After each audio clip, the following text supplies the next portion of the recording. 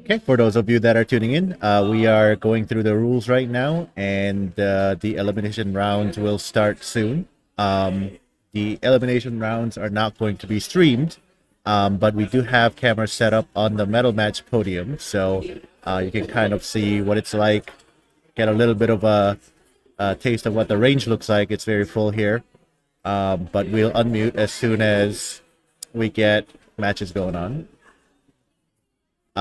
Bear with us as we do have to go through quite a bit of matches before we actually start medal matches, so it'll be a little bit.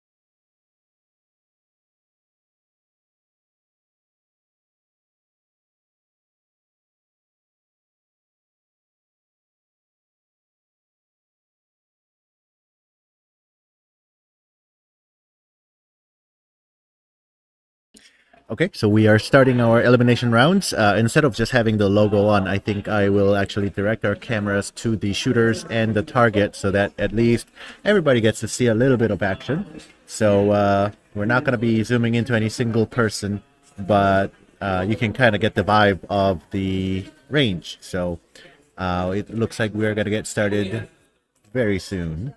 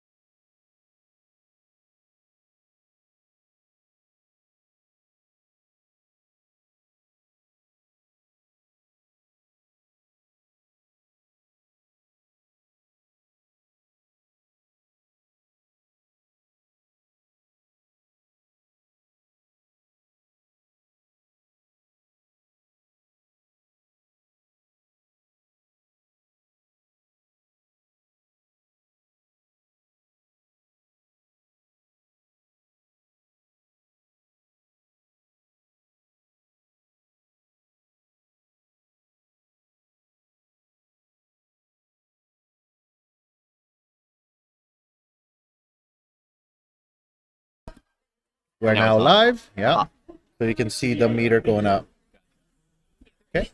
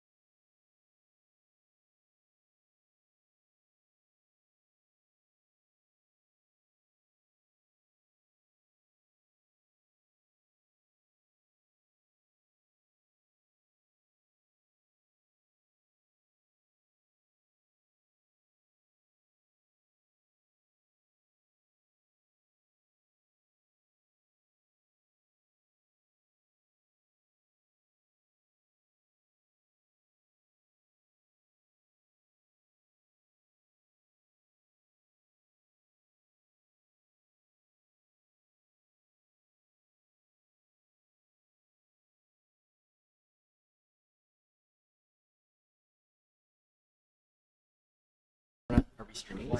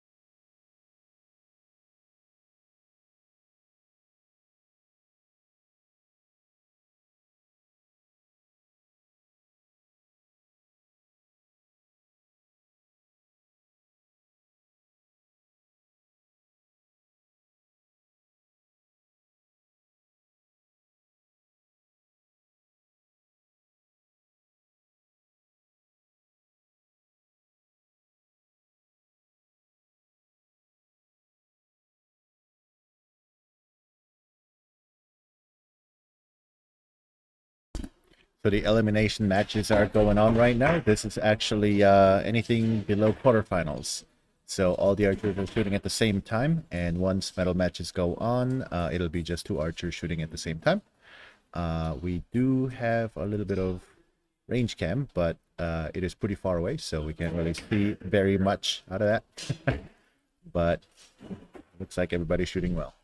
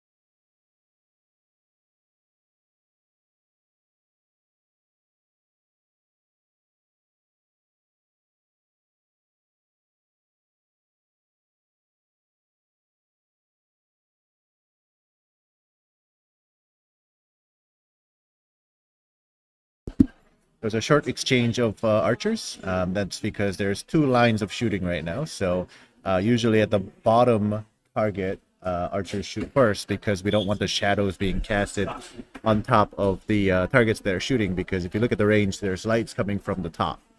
And so now the top line shooters are shooting. After this, they'll go and collect their arrows.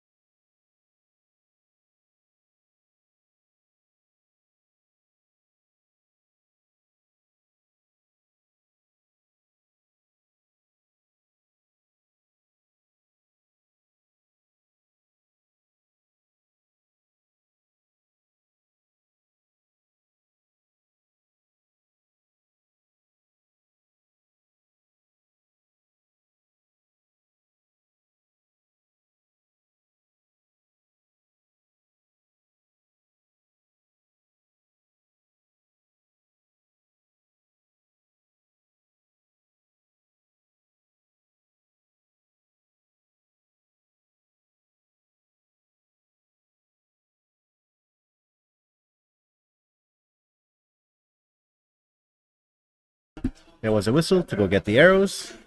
Everybody's gonna walk down the 18 meters, or 20 yards, and score and get their arrows. This is the first of the four ends. It is a running total elimination, so everybody will shoot 12 arrows, and whoever has the highest score will be able to continue and survive onto the medal matches. If there is a tie, there will be one arrow shoot off, and whoever gets the closest to the center will be able to take the round and move on to the next stage.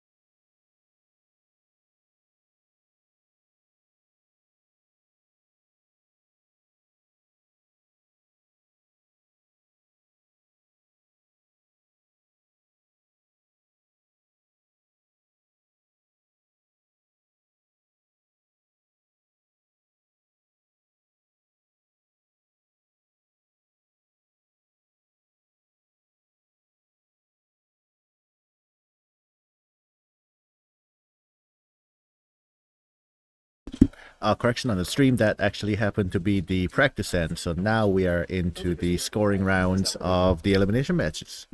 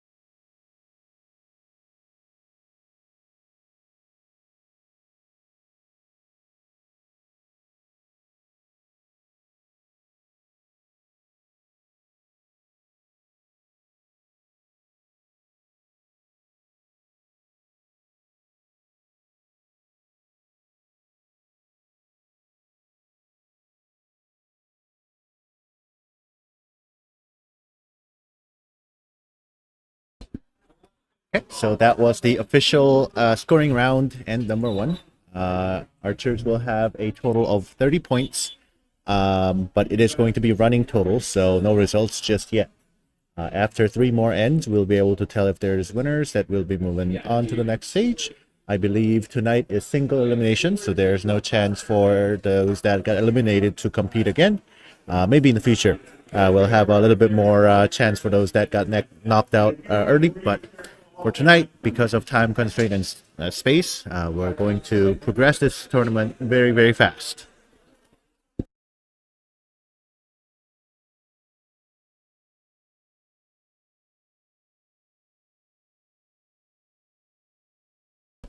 Everybody's up there scoring, so I'm going to explain some rules of archery and tournaments as well. There's lots of tapes on the ground right now. If you see towards the front of the archers right here in the middle, there's a yellow line that is called the 3-meter line. So if your arrow lands in front of that line, then that arrow actually gets scored as 0. So if you have equipment failure or anything like a misfire, then you want to make sure that you shoot before that line so that it doesn't count as a shot.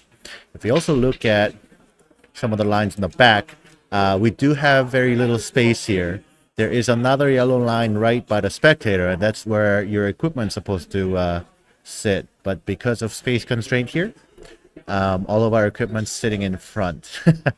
During the elimination round, archers get a little box that they can stand in, but we don't quite have that right now. We will be having that as soon as the matches start for medal matches. Instead of a box, they actually get a podium that they can stand on. So it'll be a little bit more real in a sense.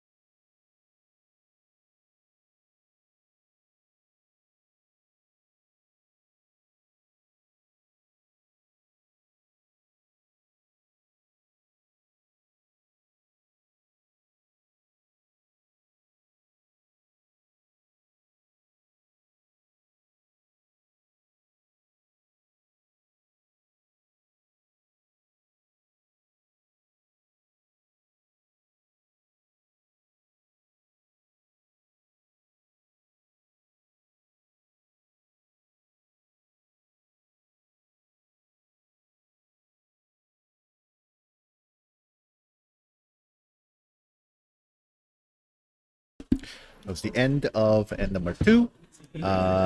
This is a group stage right now, so everybody gets a 2-minute shoot window to shoot their 3 arrows, and 10 seconds to get up to the line and get ready. So total of 2 minutes and 10 seconds to get 3 arrows down the range. We are halfway done with this group, and once we get done, we'll be able to figure out who's shooting for medals.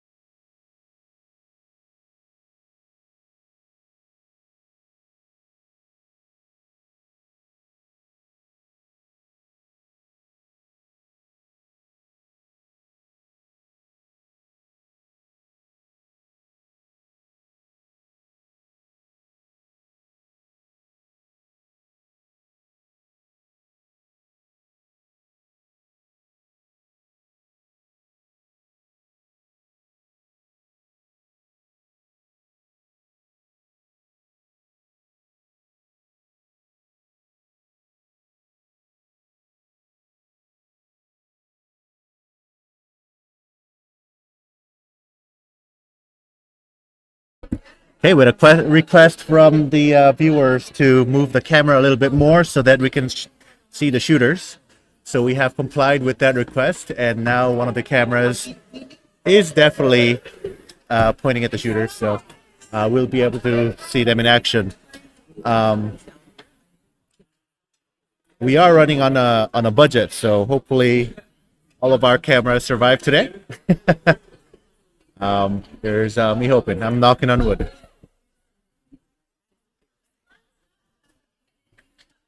There was also a request to keep the audio on.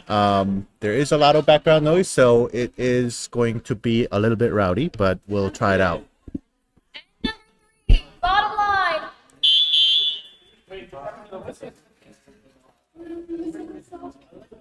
I mean, tell Scott. Sign an invitation to give me back the whistle. Sign an invitation.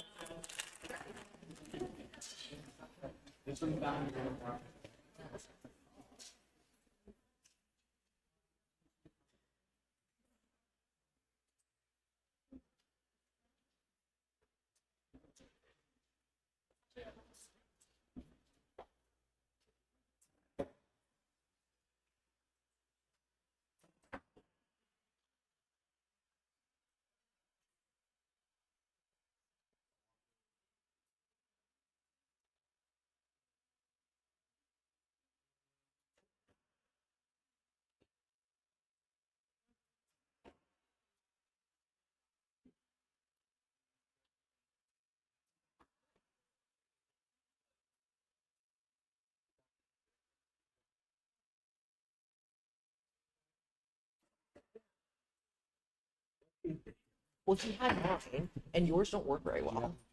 Yours are a little dizzy. Well, what- Yours are like a No, because you didn't yours are like a monocular at this point. Oh, yeah, yeah. I did. Trust me, I did. I made him trade mine back. Oh, there's more? Okay, we'll trade it. These are working.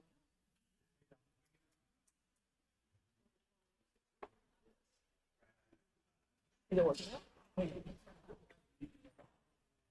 Was it still fast? Yeah, that's what I thought. That's what I thought.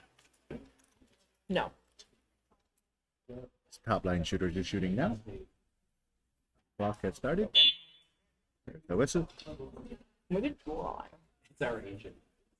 That's what I'm saying. It's the Wisconsin eye. I don't think it's bad.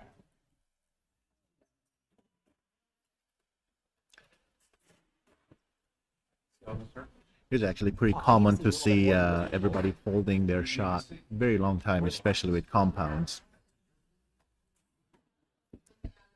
But I'm actually pretty surprised that everybody's getting off the line with about 30 seconds of clock left remaining, and the shooters exchanging. So everybody's got a pretty fast shot sequence, it looks like.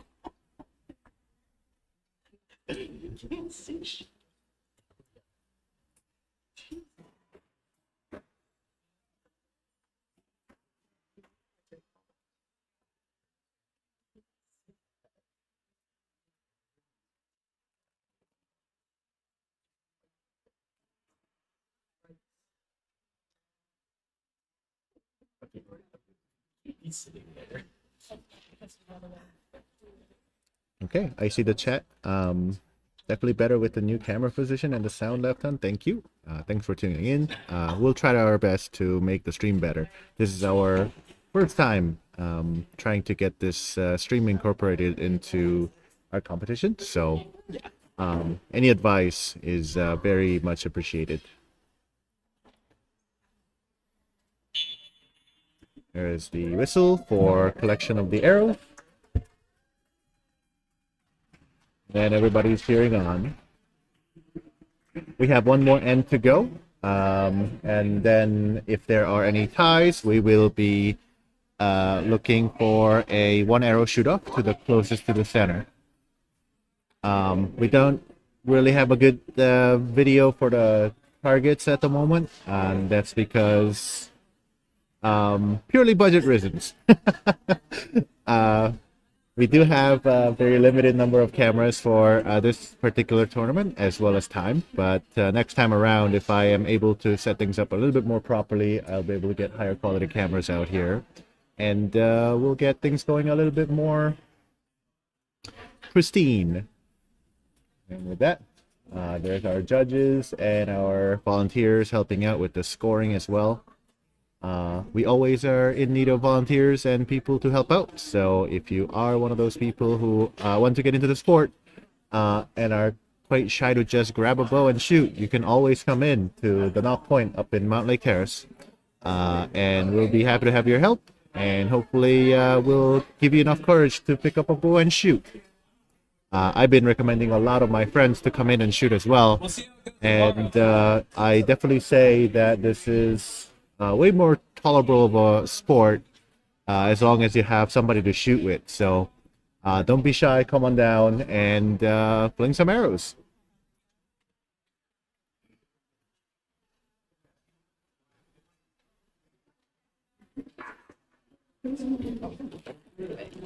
I think one of the things that I definitely wanted to incorporate into the stream was a little bit of music in the background with the elevator music going in the back, but I was a little bit afraid of the whole copyright and our entire video getting muted for the remainder of the elimination round.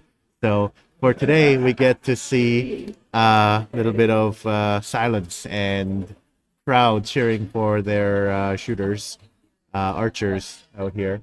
But next time, maybe we'll be able to get the music going as well. I think one of the biggest parts of showing up to nationals and big tournaments is the music that goes on before the tournament starts. So I do kind of miss that. Scott has been doing an amazing job collecting all the people. There's actually so many people showing up for this tournament, and I think he's done an amazing job. And I also thank all the archers who actually showed up to shoot because, we can't have a tournament without you guys. So, guys and gals and everybody. So, thank you.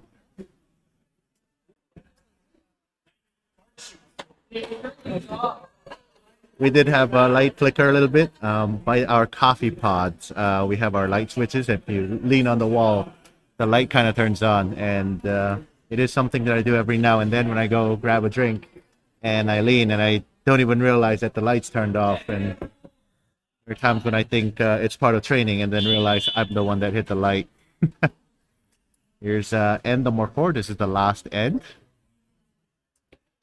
We have the clock running. We have a whistle to start shooting.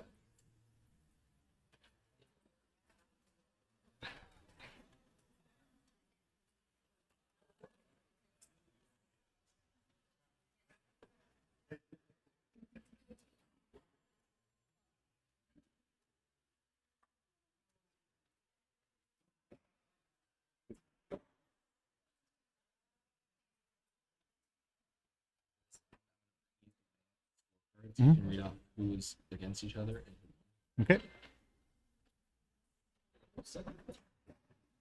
The only match we need to set up is everything else should be good to go. Okay.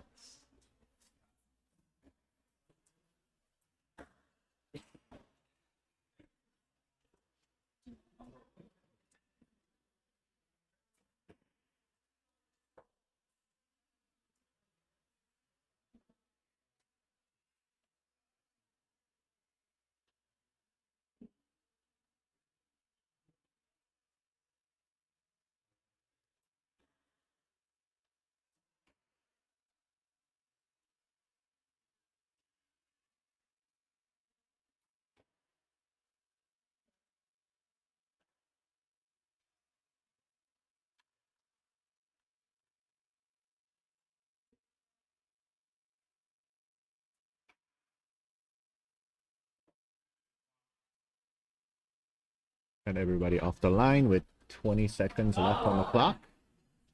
Top line will be shooting. I think one of the roughest things about a running score elimination is that if you drop arrows early, it's pretty rough to catch up. So there's a huge amount of pressure for the person that is behind. And I think that is the way compound shooters usually compete. There is another type of elimination called set points or set matches, where each round awards winners or ties or losers scores between 2, 1, and 0. Unfortunately, we are not running that kind of elimination today. That is something that you will see more in the recurve side of archery. Tonight we're doing eliminations, usually because this is much faster. And we do have a lot of compound shooters tonight, so I think it kind of makes sense. I would like to see set plays or set point matches in the future as well. But we knew we would need all the recurve archers to come out and show presence so that we can do that kind of match. I do see lots of Olympic recurve out here though, so that's always good to see. I myself shoot a Olympic recurve bow, and I love it. Lots of practice with form and lots of physical challenges with the bow. I did dabble into a little bit of compound as well.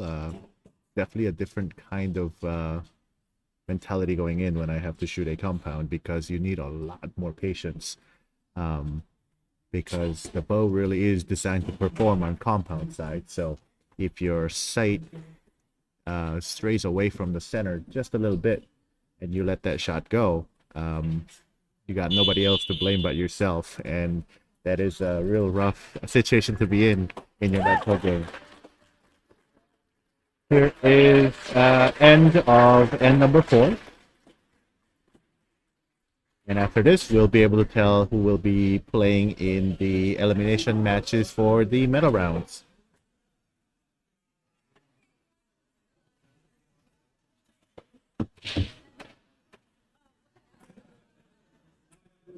We'll get the results coming in very soon after the scoring is done. We'll announce who will be going into the bronze, silver, and gold medal matches. It sounded like I was tasked with the important task of announcing who, but I might let that be delegated to somebody else because there's lots of volunteers out here who actually are more familiar with their names, and I don't want to be messing up their last names.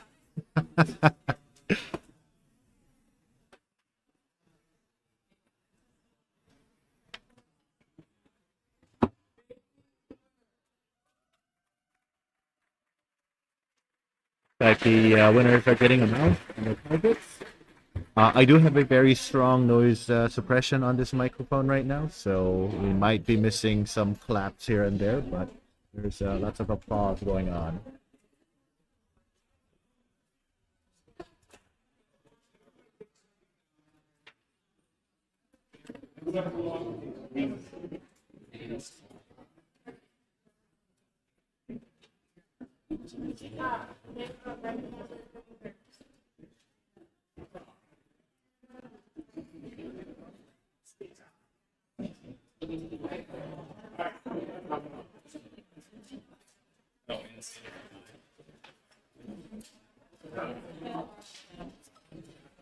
Yes.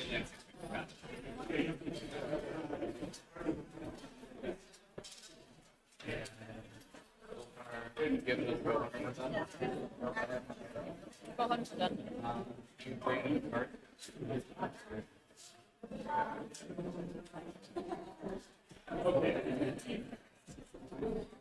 Juana, what's the winner?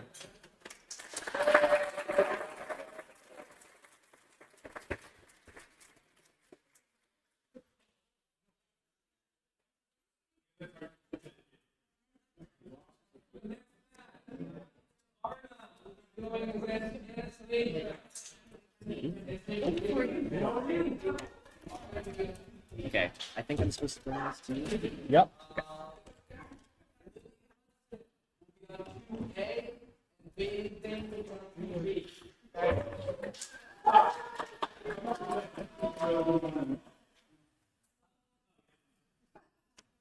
We start on the wrong side on this one.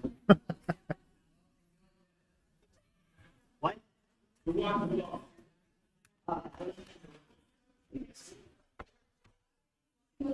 Okay, so the results are coming in. There is.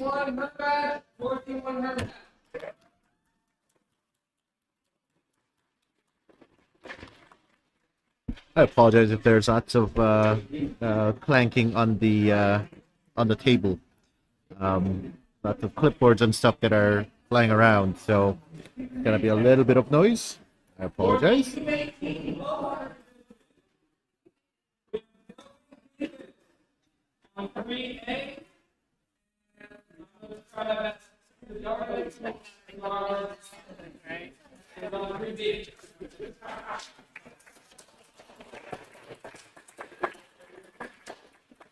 And Emma Blair is on 3C. Rose Blue is on 3C.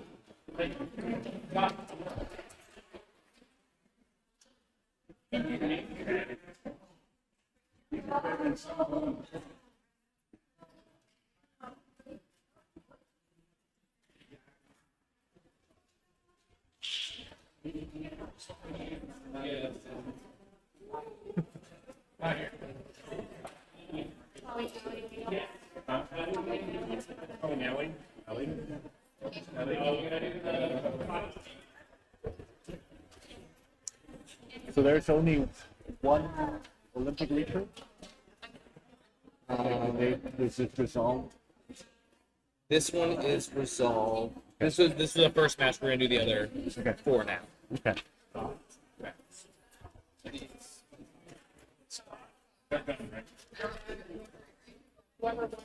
Everyone keeps going with the velocity. Okay, so these are all under 18 women's compounds.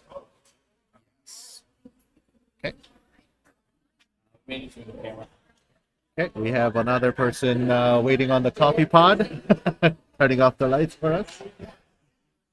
Always fun.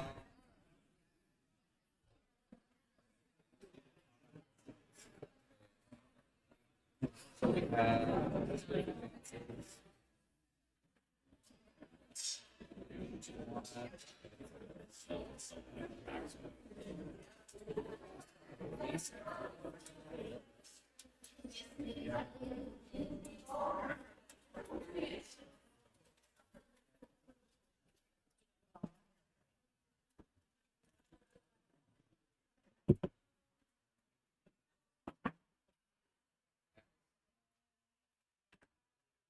we do the first round of. Oh, let's get one. Okay.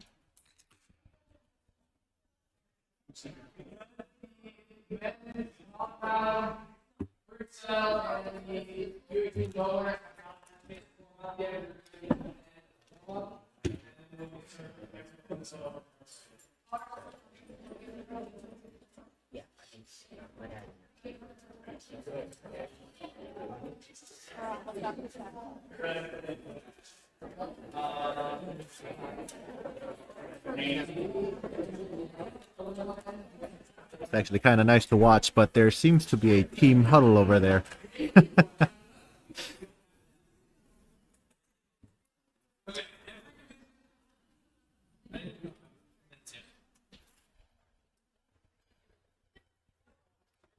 Dave Schuler and Hudson Sawyer will be shooting on 8A and 8B.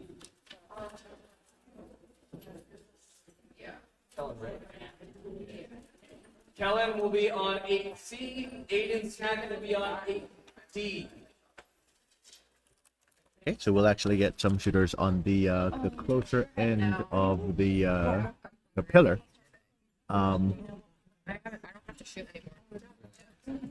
Scott, I can't see. Is that camera clear of 8?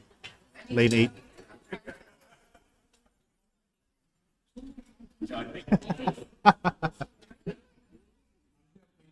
Yeah.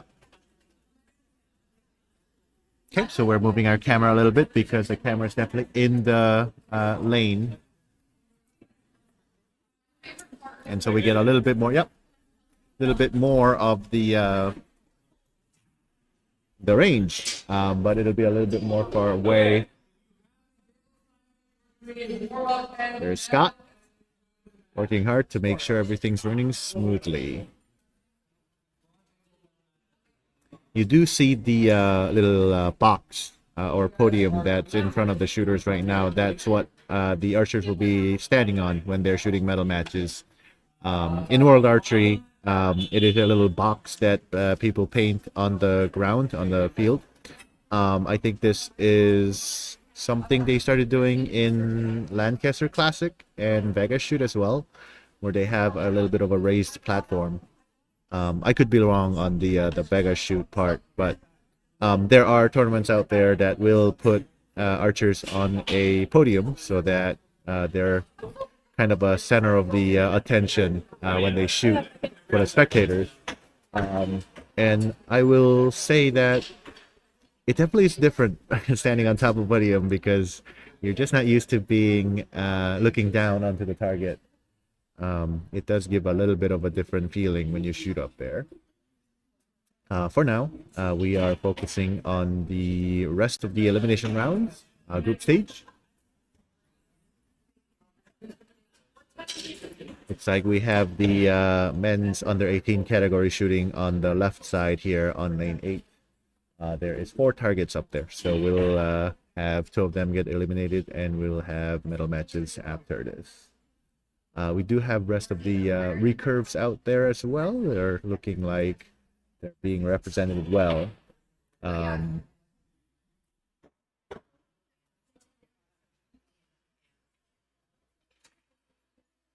well as compounds out there.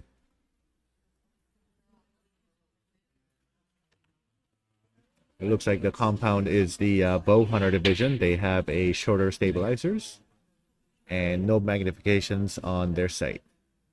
I believe they have to have a fixed pin as well. That means you cannot move your sight in the middle of the tournament. We have 20 seconds left on the clock. We have our last archer. This is a very nerve-wracking time to be shooting. Very fast shot and a very good group.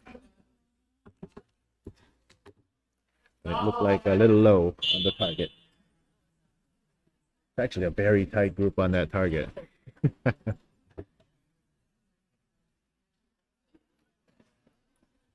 I also feel like I see more than 3 arrows down there, and that's because it is a practice end. And as long as you get 2 minutes, you can shoot as many arrows as you want. So I see a target with something like 6 arrows on. And as a recurve shooter, I like to shoot back. And that's because it keeps your muscles activated the whole time. And you can achieve a very tight group. I wonder if I can see the target here. Not really. The downside of shooting very fast is that it's very hard to aim. And so, to me, that very tight low group makes sense. And all you can do at that point is just move your sight and try to move that group up. I do see the compound target as well. Some solid shots there. One of the target only has 2 arrows, so feeling either very confident or maybe a equipment issue. We'll see. But usually you want to shoot all 3 arrows and make sure everything is working.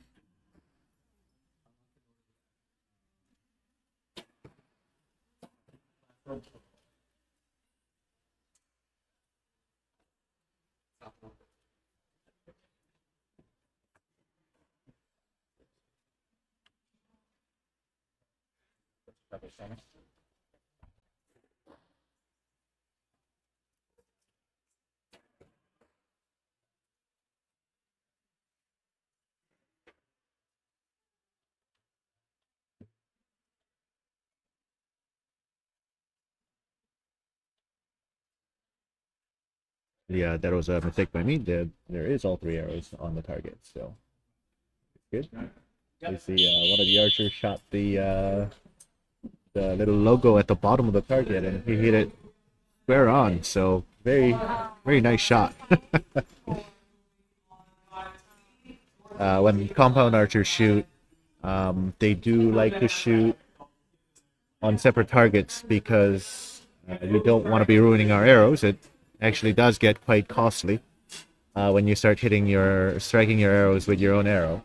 And it also loses the integrity of your arrows as well. So we try to shoot on a 3 spot. And so you look at the targets right now, you'll have the single targets on that side, but on the other side there's lots of 3 spots. And it is a little bit of a challenge to shoot on the 3 spot as well, because the target itself, at least if you don't have any magnification, is much smaller. So on a recurve, it's very hard to acquire the target if you don't have a very bright pin on it, on your sight, I mean. Compounds don't have that kind of an issue if they're a freestyle shooters, because they can have a magnification and a very bright pin. Fail. 5. Looks like there's more 3 spots going on target or bale 8, or sorry, bale 5. Keith is working out there. That's Keith down there with the red shirt, the judge's shirt. They're all working overtime, trying to make this thing going on. That was a joke. I don't work here. And I'm sure Scott's not getting paid extra.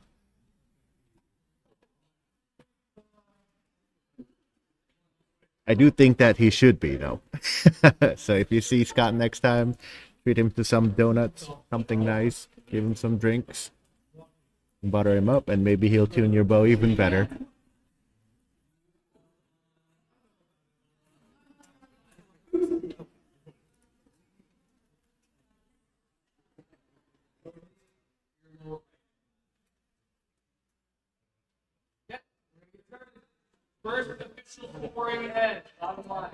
Okay, so we have our first scoring end going out. So now we have to shoot 3 arrows. We can't shoot 6 arrows because then you'll count the lowest 3 arrows.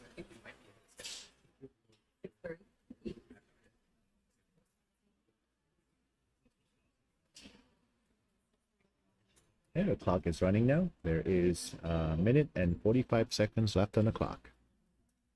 Lots of time to shoot 3 arrows. Bottom line is going first.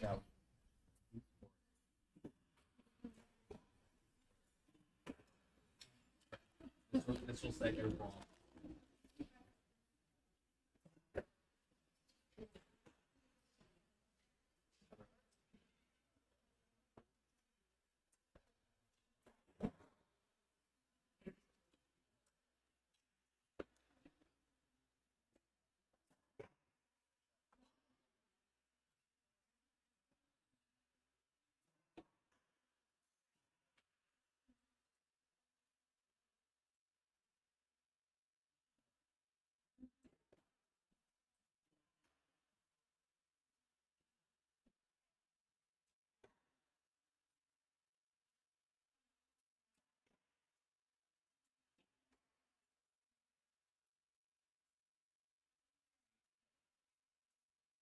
Gone.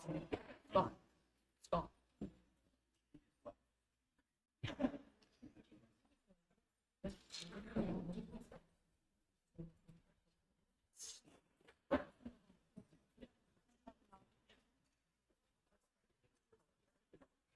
Actually see some very tight groups on the left side of the range,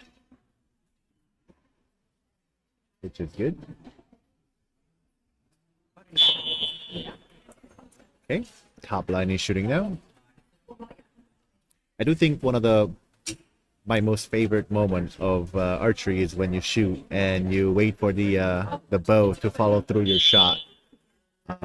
If you look at all the archers, there's a tendency for them to shoot the bow and just sit still. And that is because it takes a little bit of time for the arrow to actually exit the bow completely. So we don't want to move in the middle of the shot sequence to adjust your arrow in any way. And a bow, that's a very funny thing when you're just leaving it. It is, to me, the most satisfying part of archery, to let your equipment do what it does. Like you're almost part of the machine.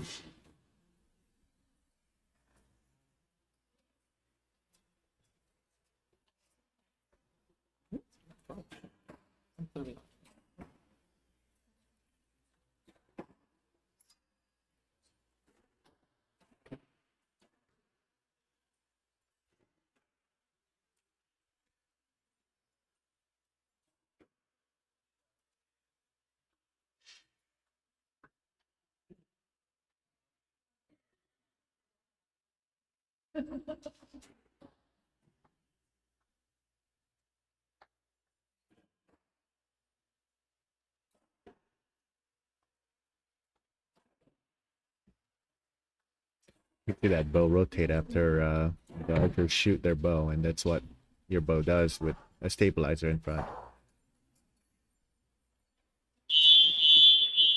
Here's the scoring end. I did mention something about the 3-spot versus single spot earlier. It looked like one of the archers opted to swap to a single spot after the practice end, and that to me makes sense, because if you are having hard time acquiring your sight picture with the target, you want to go to a bigger target so that it's easier to acquire the middle of the target.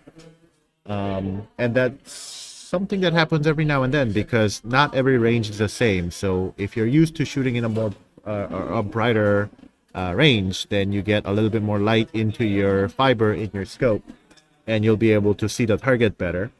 If you're going to a target indoors like this, or if you're shooting in the evening as opposed to outdoors, you don't get as much sunlight, and your sight will be way much dimmer, and so it's going to be harder for you to be able to see the target or your pin on top of the target.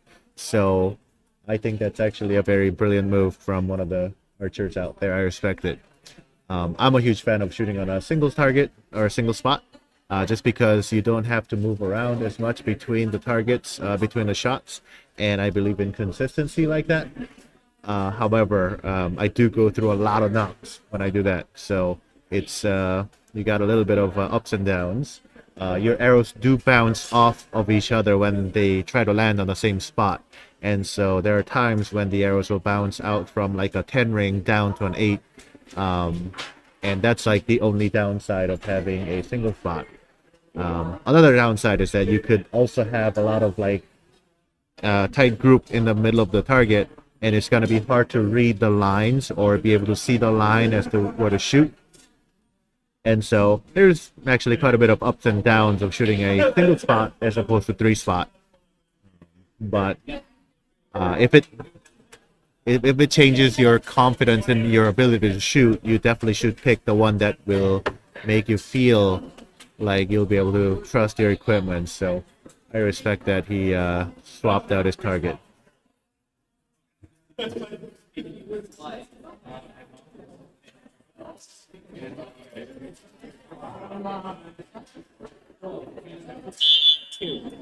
This is end number 2. We'll go get the archer cam right there.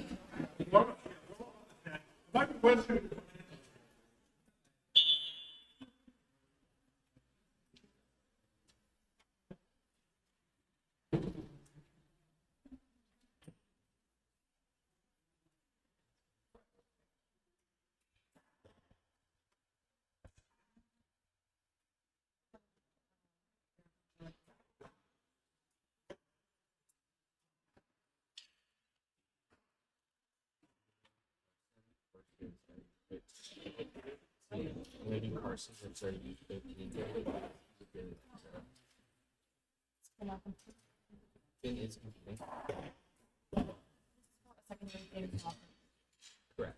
I'm gonna basically do a bronze medal match for him because he'd like to do a match. Yeah, person versus space.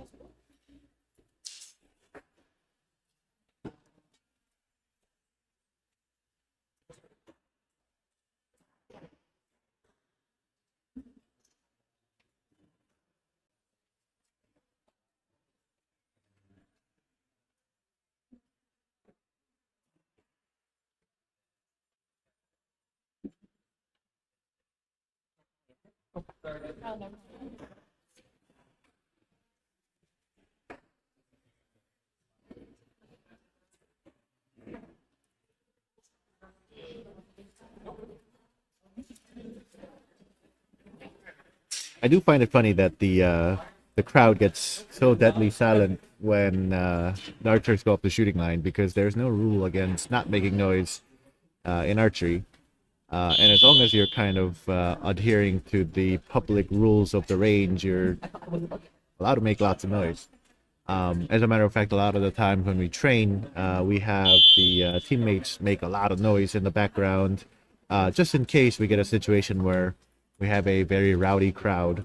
But a lot of the times, spectators come in or new archers come in and they expect kind of like a bowling etiquette where like they're not sure if they're supposed to shoot when another person is shooting. This is a friendly competition sport, so you're supposed to go up to the line all at the same time and shoot. There's lots of mental game as well. As far as the Washington State goes, there was not very much mental game or petty kind of mind games that were being played as far as I was competing about 8 years ago. But I do remember back in Canada when I was in the junior category, there was lots of banter between the shooters. And I do kind of miss that because I just thought that made the archery feel more like a sport for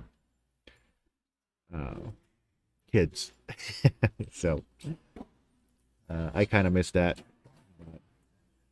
As far as I've seen, everybody's so respectful here. And that's good to see.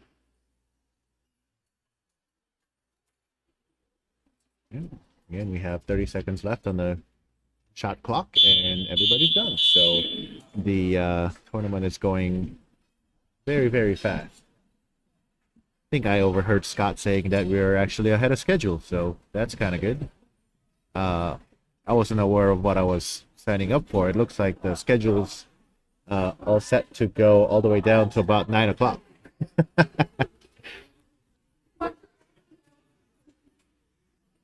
And Scott said, "Come and help." I thought I was just gonna drop in and leave right away, but that's definitely not what I signed up for. This is our end number 2, I believe. We are just halfway through our group elimination for this shooting line. I believe after this we'll have our medal matches, and then we'll be done for tonight. I do believe we have a lot more matches to go through tomorrow, especially because there's lots of adult freestyle archers that are competing for big prize at the end of the tournament. So I also noticed that there is a big raffle table out there. And people are buying lots of tickets. I believe one of the bins is awarding a bow of your choice. There seemed to be a Hoyt RX-10 in a almost like a strawberry color. It wasn't a very bright red, but it was like a hunting red. I thought it was very nice color, as well as I believe it's like a slate color. Maybe it's just a shiny gray recurve bow or recurve riser. A Formula XD. It's a bow that I'm personally shooting, and it has been my personal favorite so far. It takes a formula limb, and I love formula system for recurve side because it makes the bow a lot way smoother, and it also gives a geometry where the bow really reacts to the shot as opposed to ILF limbs that kind of make the shot nice and stable. So if you're interested in a little bit of raffle, then you can come on down and buy some tickets and put your phone number on it.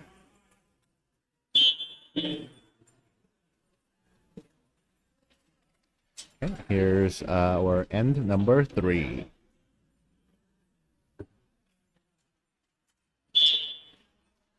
I think one of the prizes out there actually is like a year's worth of supply of supplements or something, because I saw a big box of drinks and nutritious stuff in the bow storage that seems to be all pulled out as soon as I got here today. So if you're looking for energy drinks, come on and shoot and win this tournament.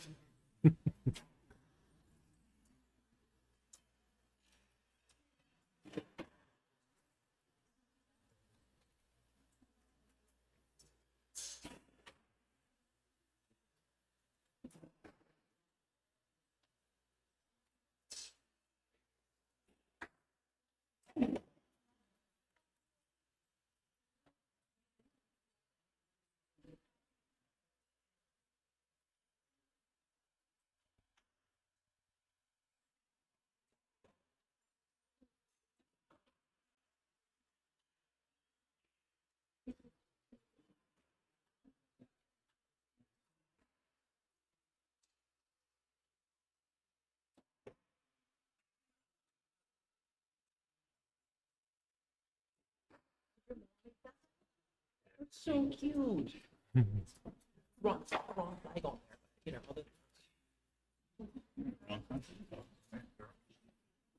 You're the one talking about King Paris.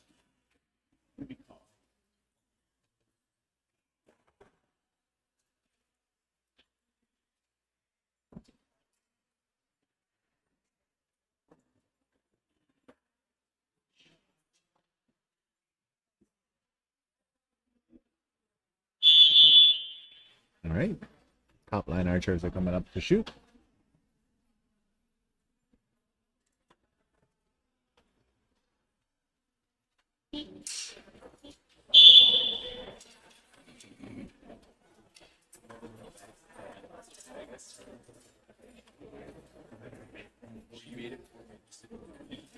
my God, stop. I was wondering what that was. That's amazing. You just need like a strap so you can like put it in the back. Yeah, and it's got a. So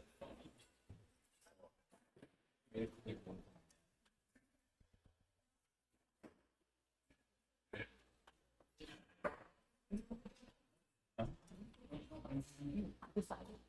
Once, I'll just let you know. Lance's hand. Yes.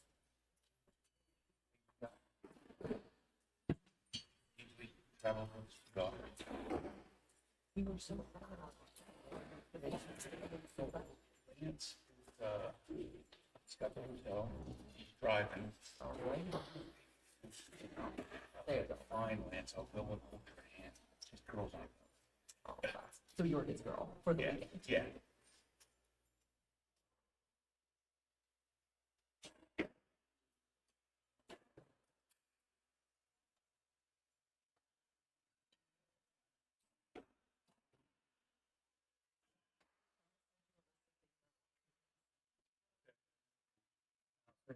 Shit, I forgot to get you. 20 seconds on the shot counter. And there goes the last arrow. Done, Scott? you have the whistle. Yeah. I'm way over here. I'm kidding, man.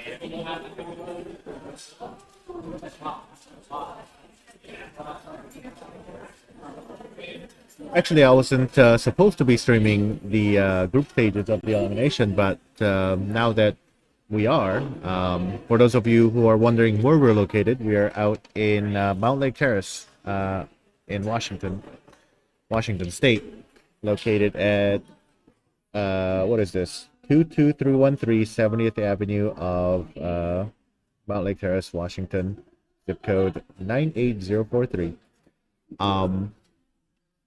I think we have a pretty nice indoor range. So if you're interested in some activities over a cold, rainy winter, you can come on in and shoot. We are usually open at 10 o'clock, and during the weekdays, we are open till 8 o'clock in the evening. On the weekends, we're open from 10 to 6. And then Mondays, we are closed. We do have a team that practices on Mondays. So if you're interested in being able to compete and participate in tournaments, you definitely should come down and talk to our coaches and see if you're interested in shooting, or you'll be able to fit and practice with our teammates. As far as I've seen, they're a super nice group of people. I love this team. And the Nock Point is a shop as well that is attached right next to the Next Step Archery. Next Step Archery is our archery school, as opposed to the Nock Point being our shop. And one of the best things I love about having a shop is that you can come on in and try things that you want to get. And things like stabilizers or finger tabs, you can go ahead and try it and see if you like it or not before you buy it. You really can't do that with online orders. So I really appreciate having a shop. I've been doing archery since, I believe, 2010 is when I started. And I think it kept me sane through my university days, as well as my fresh out of college, getting a job, helped me with my resume as well, which is kind of funny. And I think I turned out all right after doing archery. So I recommend it to anybody that is out there trying to figure out a new hobby.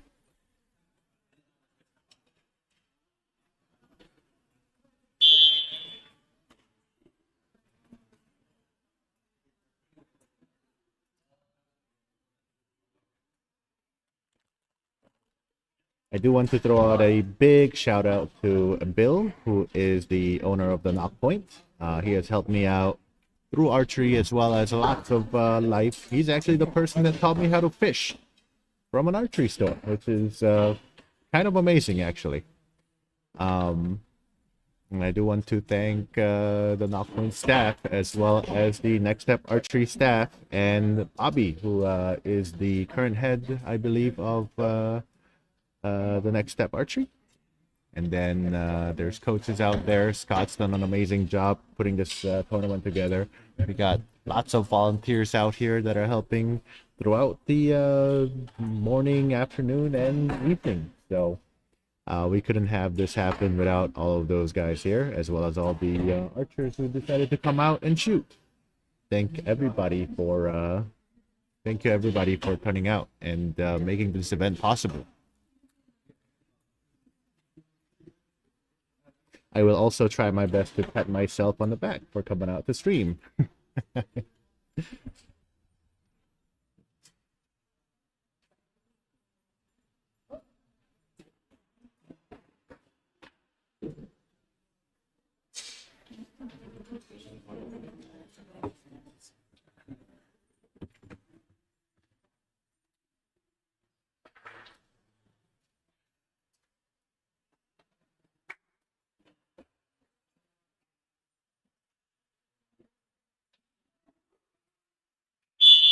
Okay, top line archers are coming up.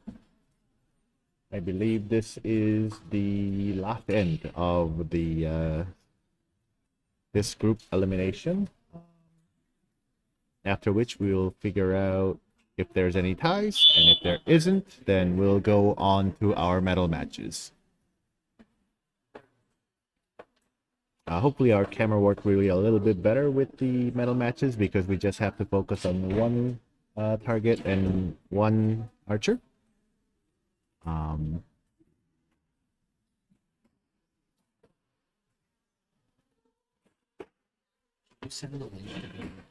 I sent it to Bob. Yeah. Well, I don't know if Bill has a phone that can open links. You're sending it to Bob again. Okay. Okay.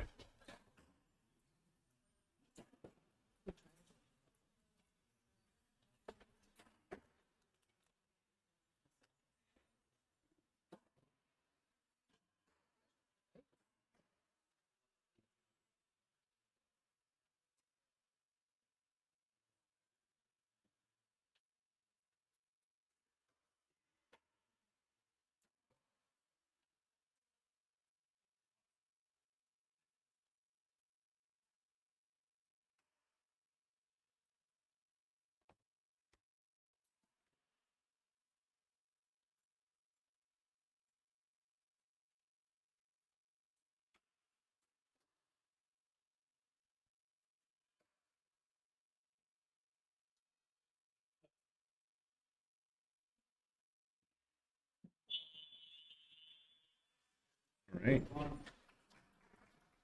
Applause.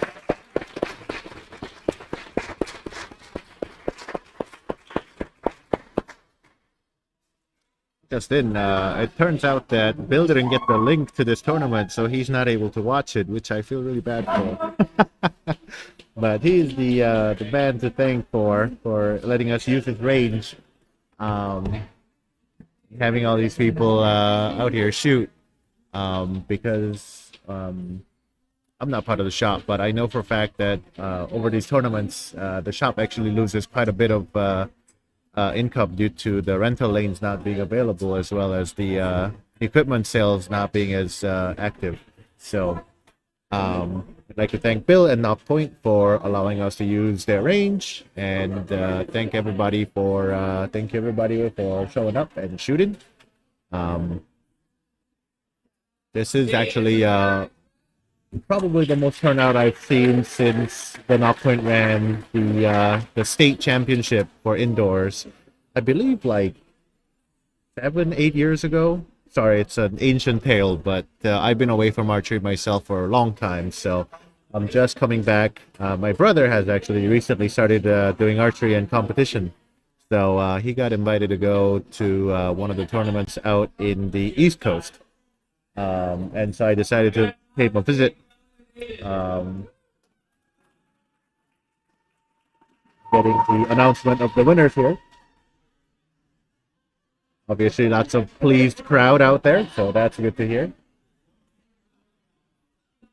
And we're getting our results in.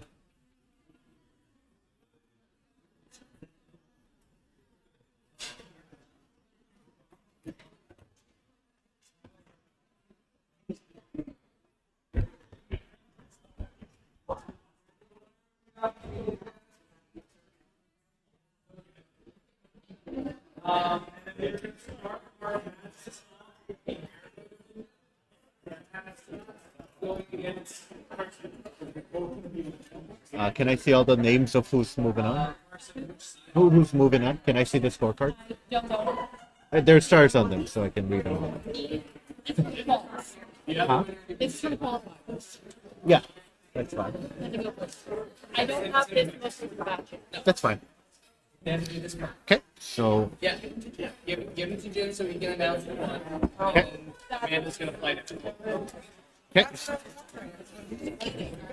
It's on my mail. There you go. Okay, so from the recent match, we got, let's see, Elise. I'm really sorry if I mess up these names. I have to read through the handwriting as well as the actual last name, so I really apologize if I mess it up. So we got Elizabeth Drinkle moving up in the women's under 18 women's compound division. We got Dane Schuler moving up in under 18 male compound. We got Elise Amida moving up in the women's under 18 women's compound division. Who else do we got? We got,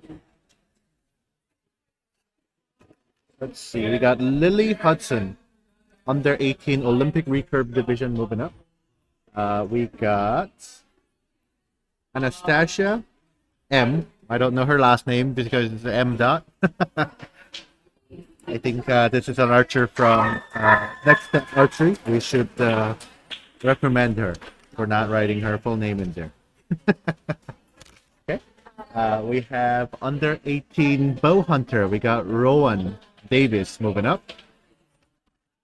And we have in the under 18 bow hunter, Emma Leclerc moving up. Again, I apologize if I screwed up the name. You will see them on the screen if they have made it to the medal matches. I may not be able to read, but I can spell just fine. So once scoring matches start, I'll have their names under the screen without any spelling mistakes, unless they made spelling mistakes on their scorecard.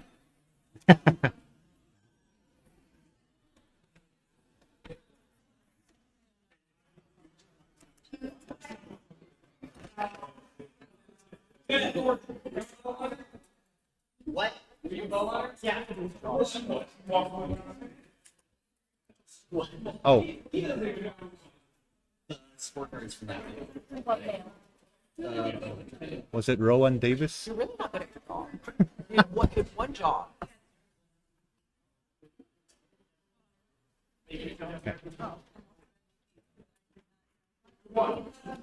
Sorry, so we'll be setting up the cameras a little bit. I apologize if there is a little bit of camera shake.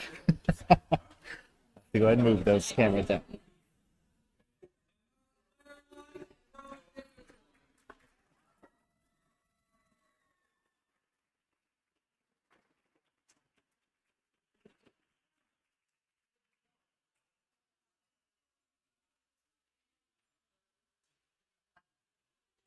Lily Hudson won. And Anastasia won.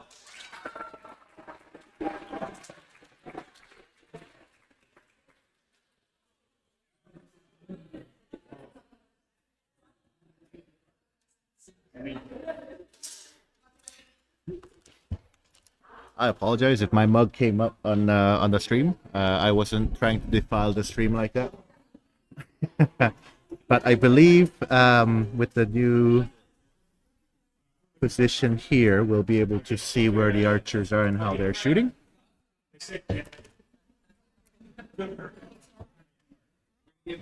One warm-up action.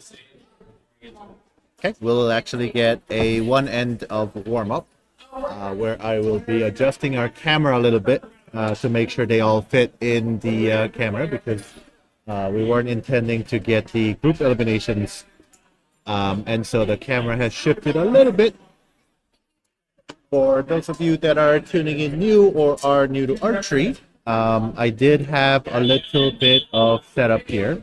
So at the bottom, right here, we have a scorecard or scoring with our shooter names on the left and right side, as well as target cam, which seems to have included a little bit.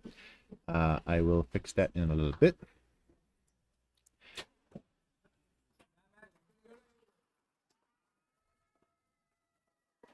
We did have a tiebreaker on the bottom right side of lane 8. And the tiebreaker has been, or sorry, the tie has been resolved.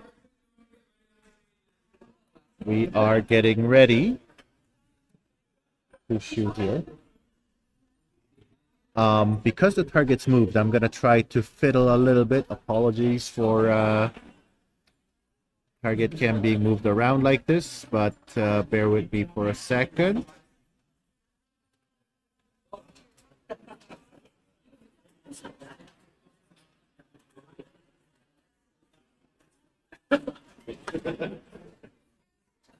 Gonna make sure everybody has a perfect viewing experience or something like that.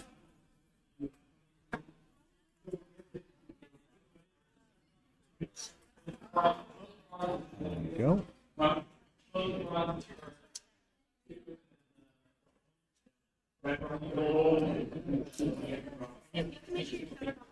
right, guys.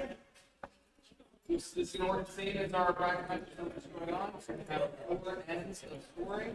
Whoever has the highest score at the end of the match will win. What are the names of the? Yes. What are the names of the shooters? Can you get him? Yeah. Do you know those two?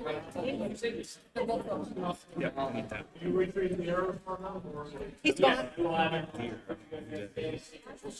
Scott, can I have the clipboard for a second? It's on Bell 9. Kellen, right? Helen? These two, right? Here you go. It's, wait, hold on, that's right.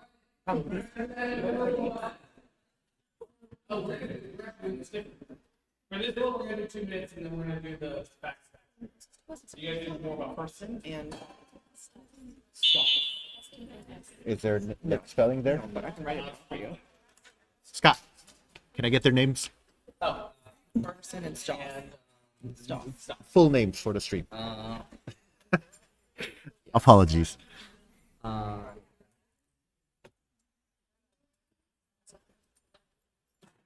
Stock's black. And Carson Baker. Baker? How do you pronounce your last name? Baker. Okay. Can you write it down? Yeah. That's what I found.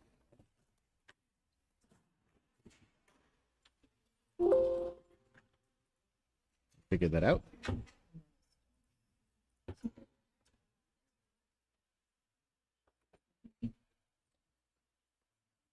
There you go.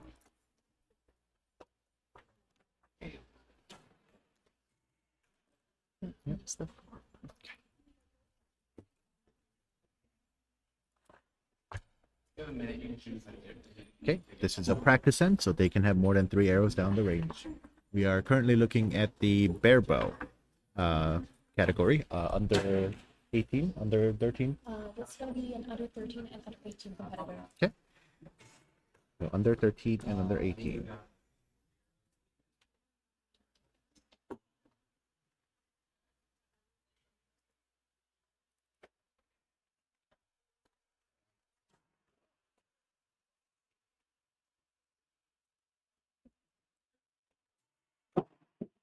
Oh, there goes a weight.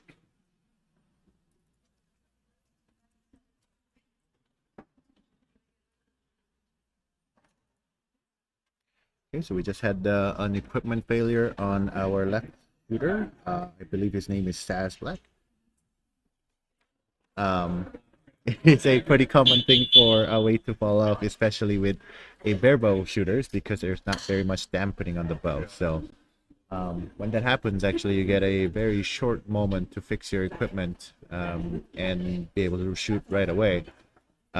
During scoring, you actually get, I believe it's 30 minutes to fix your equipment. It might be 15. It's been a long time since I've been away from archery.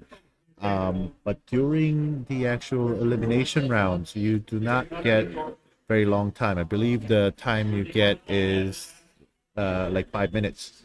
So it's very common for in a serious competition to bring a backup bow so that you can just pick it up and shoot right away.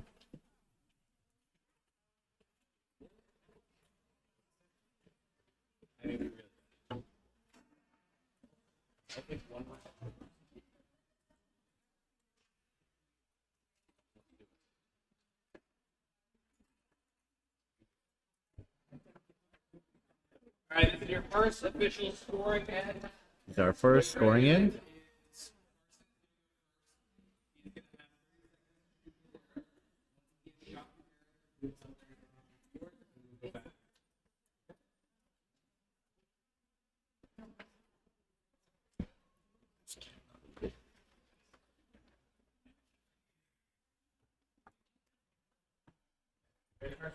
Okay, so Carson will have 30 seconds to shoot his first arrow.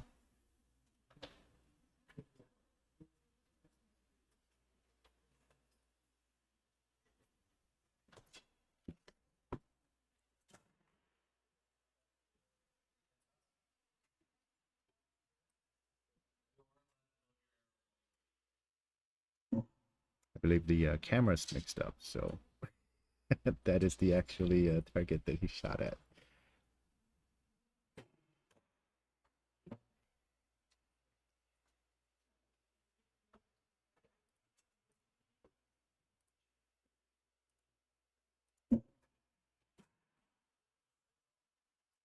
Apologize for a little bit of a mix-up here.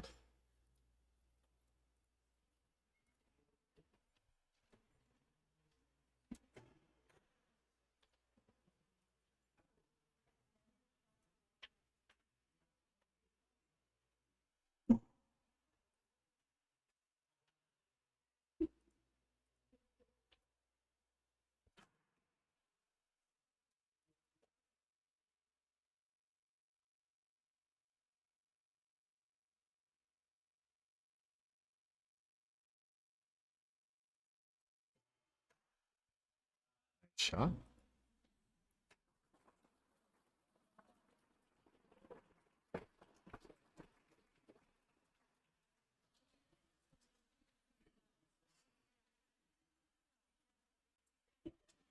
Apologize for a little bit of a technical difficulty here as camera's been shifted around. So I have a little bit of a trouble trying to figure out exactly where things are. Our volunteers picking up our arrows as well as setting up scores.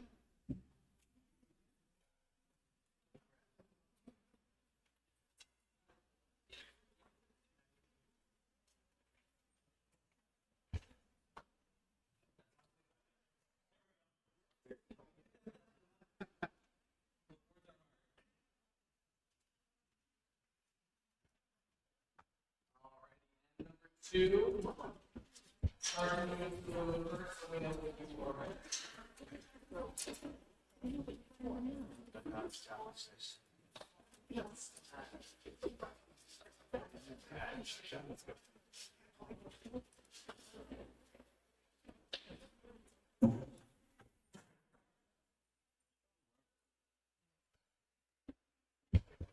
It's a little high.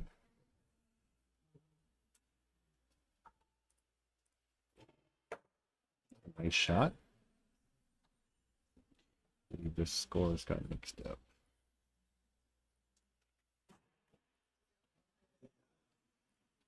Good shot by Carson.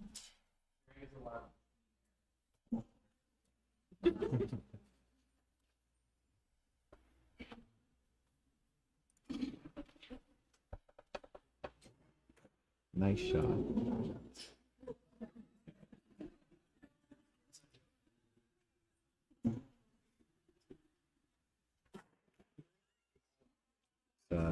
2 o'clock.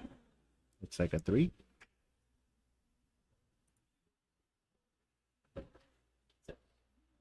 It looks like a shake. And it's gonna be a 4 on 9 o'clock.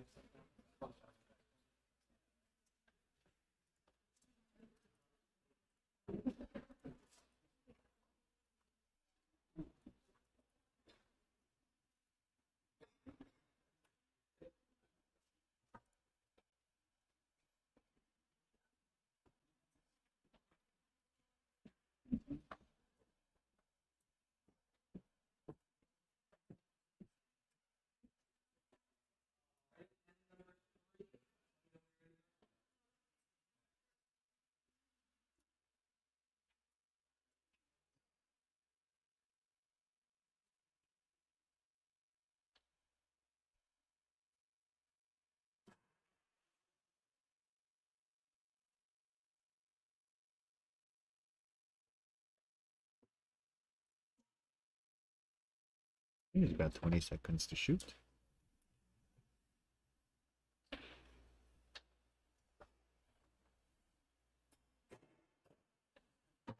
A little low.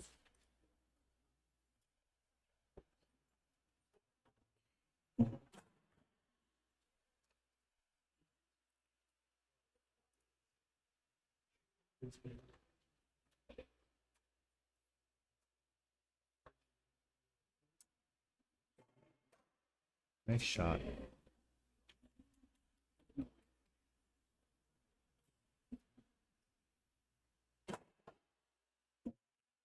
the left.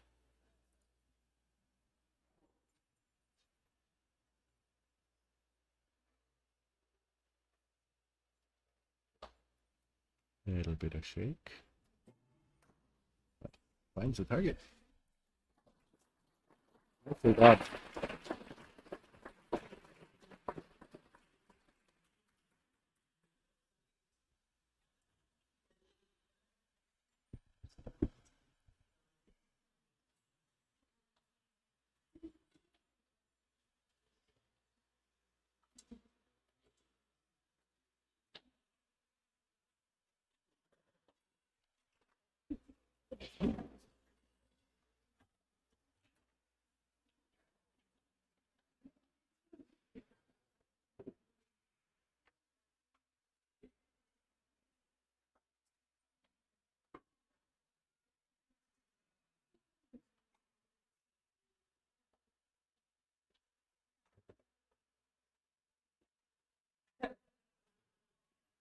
I tried to get the ovation boards at work, but then I apparently didn't. Scores have been updated. This should be the last end of this elimination match, unless there is a tiebreaker.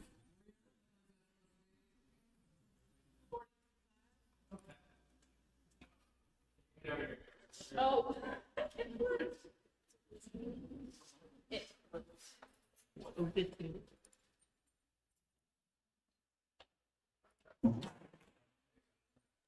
Nice. That is a 12 o'clock 6.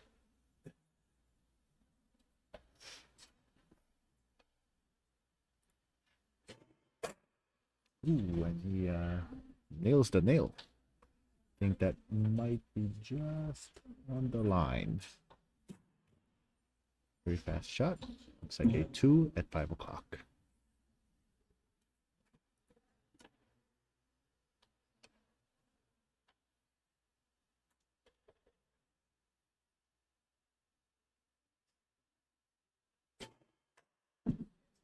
Okay, another 6 o'clock shot.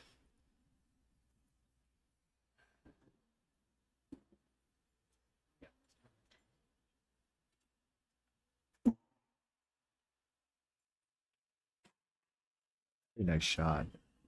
The 10 o'clock 8.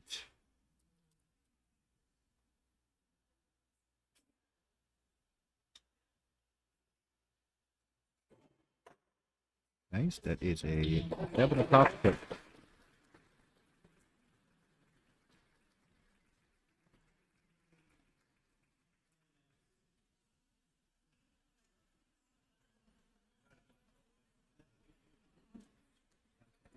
I believe that is it for this elimination match.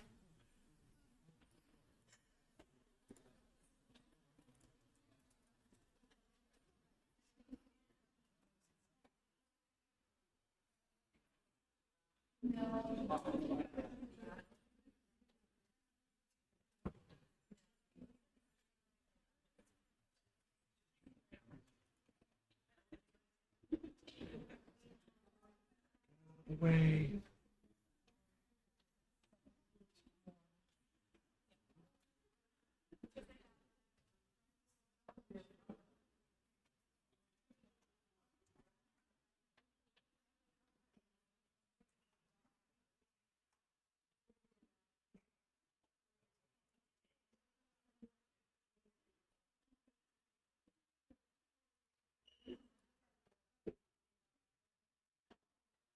Stop the winner. We're moving on to our. Well, I believe this is the final match, and Stas actually wins the under 13 division for Goss our was the bare bow. only U13 barebow shooter to stay the shootout tonight. So he will be getting one of the championship medals for his division.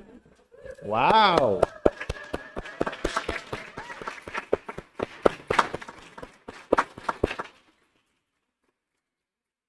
An under 13 archer. And We'll be moving over to under 18 finals. We've got Carson again. Yeah, so this was 13 didn't have enough on it. He wanted to shoot. Okay, so we have Carson again. He's competing in multiple divisions because he's so young. And then we have Finn as well. Yeah, Finn Purdue and Carson.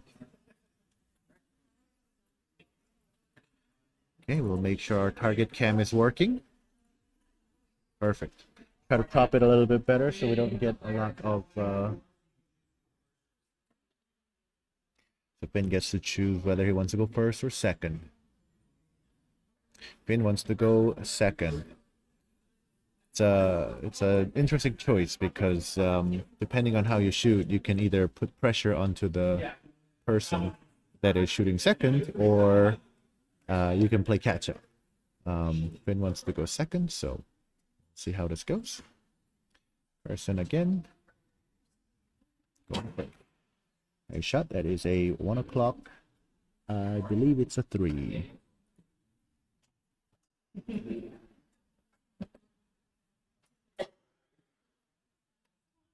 Shot timer is running down.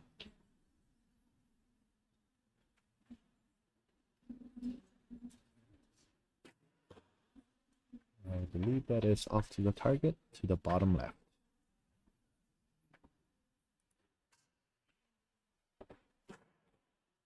Very fast shot. It's a 1 o'clock 1.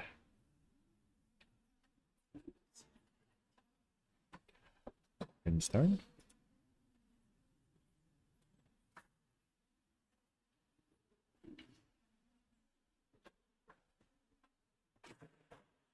Nice shot. That is a 7, almost 8 o'clock 5. The arrow didn't quite find the target. It's low right. Finn's the last arrow here.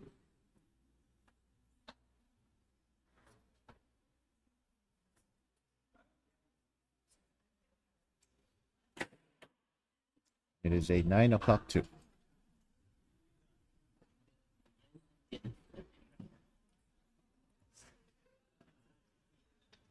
Nice because the coaches are out here.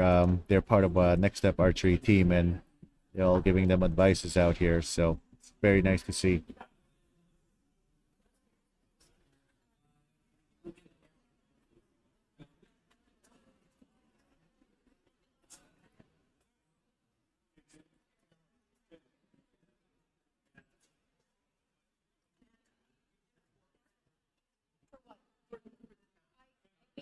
Yeah, 43, I believe that's a 4.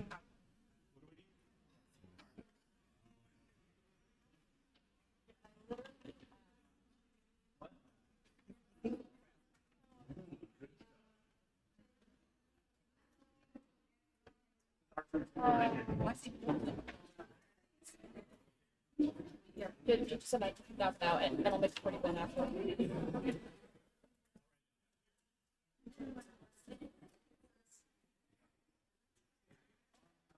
And Scott is our arrow runner.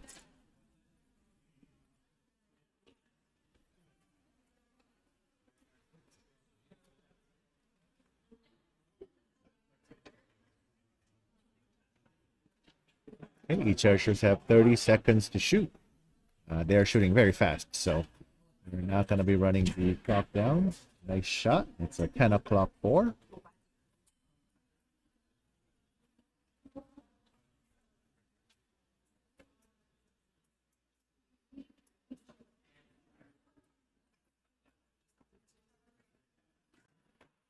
Be a pretty good solid anchor, and he shoots a 9 o'clock 6.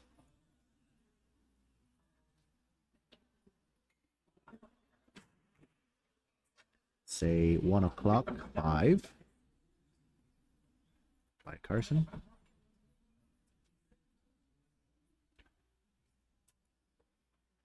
A little bit of movement at the anchor, but seems to be finding the target. It is a 7 o'clock 5.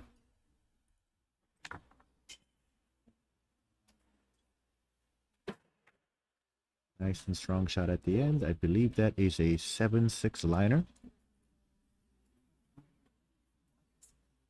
Oh, little bit of collapse. He has plenty of time. 20 seconds to shoot. Sorry about that. And that is another 5. Very nice.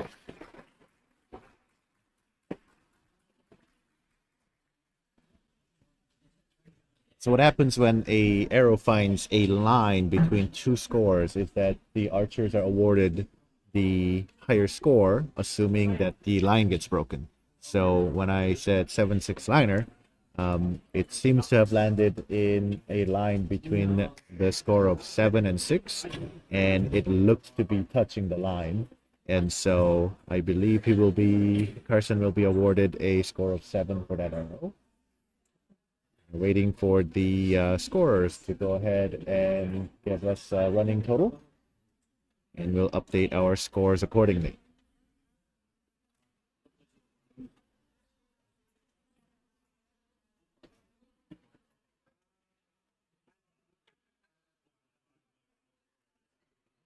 We have a 22.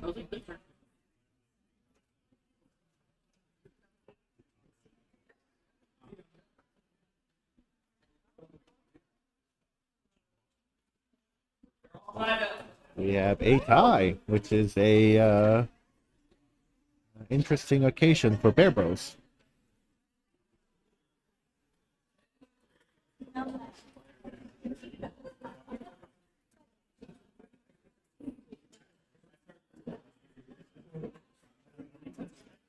The clock actually has started already. He's got 15 more seconds to shoot. Nice, finds a 2 o'clock 5. Finish shooting. Nice, that's a 9 o'clock 6.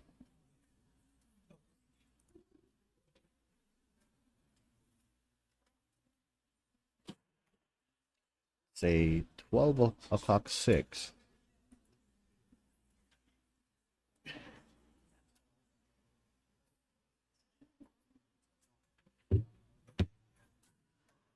Nice shot. That's a 7-8 liner.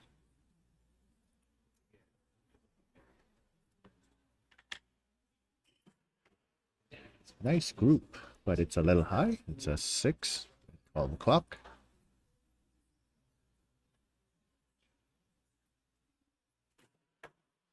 And that is a 5-6 liner down at 7 o'clock.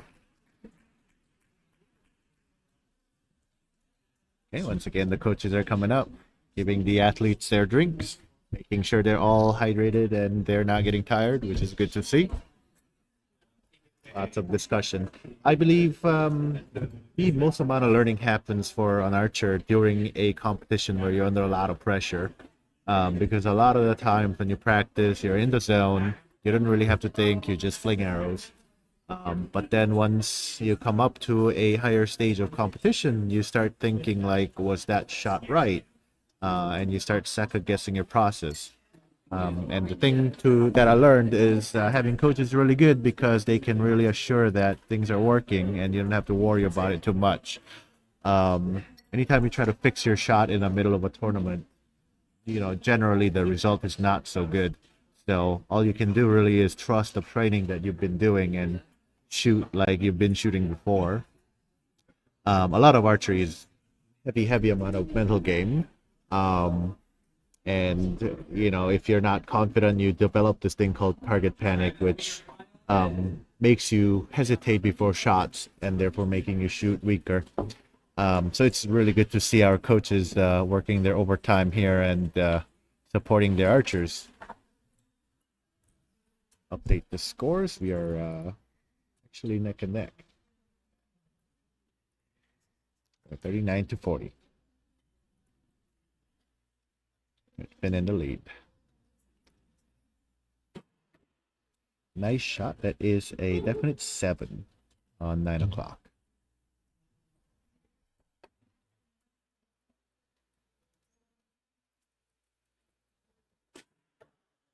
That is a nice shot. That's an 8 at 10 o'clock.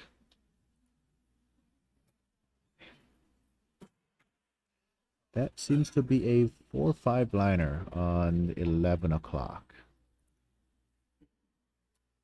Try to blow up Carson's target a little bit more. Say 5 on 9 o'clock. There we go. Nice and strong shot. It's a 5-6 liner.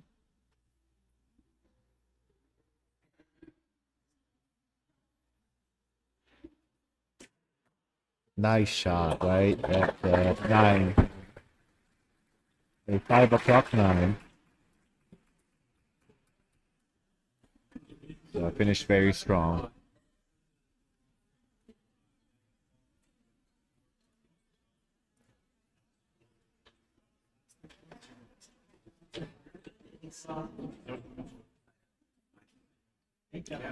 What's next? Okay.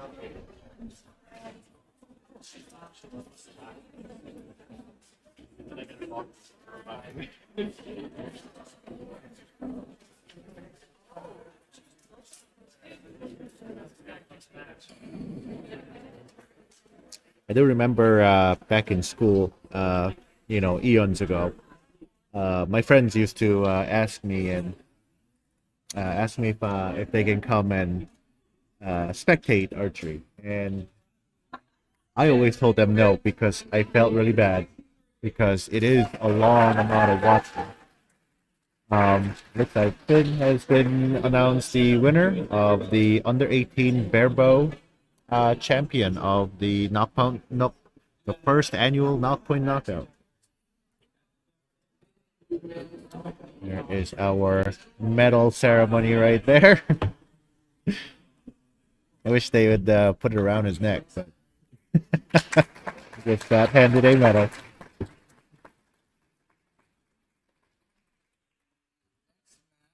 Be Olympic recurve will be the next match. We're going to start with bronze, which will be Bailey Lane and Orla Sanea. Okay, I'm gonna, we have somebody else to call for you? Yeah, I'll figure it out. The higher.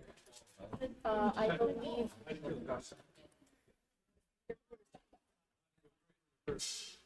can't believe you're leaving like that. Don't get tater time. We do have the names of the athletes.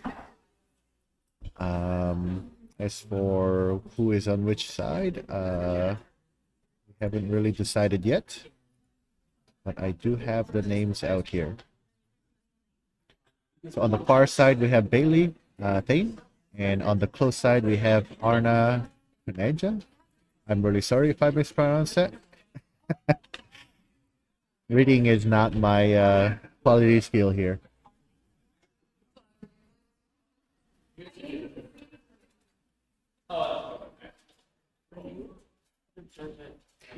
Okay, so we're setting up the targets right now. While that is happening, I am going to grab some water.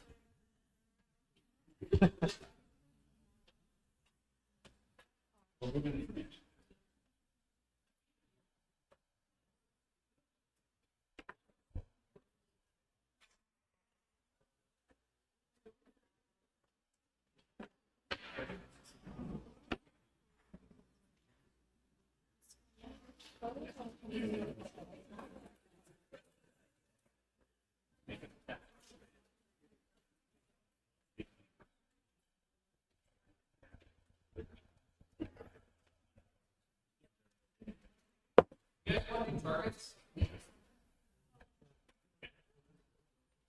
The U18 Olympic recurve bronze medal match. The under 18 women's Olympic recurve. It's going to be interesting distinguishing between Olympic recurve and Olympic compound. I believe in LA 2028, compound has been named as one of the Olympic sports. So maybe we'll lose the Olympic specification on the recurve side. I'm really a big fan of it, but maybe starting in a couple years, it'll just be recurve and compound.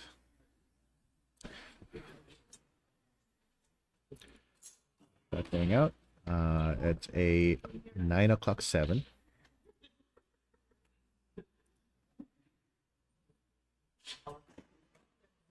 It is a 1:07.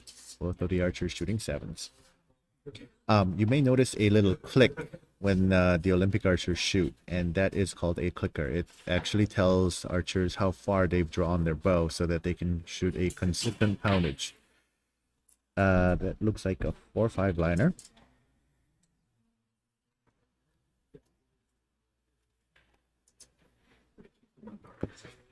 Right there, the arrow is going right through the clicker, and it'll shoot.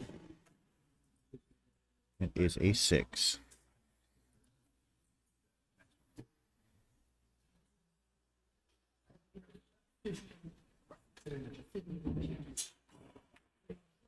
It's a big group down there. It is another 5.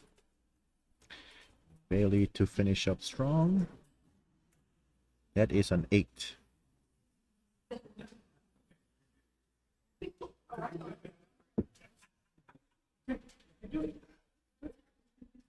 Okay, we seem to be missing our judges to do the scoring.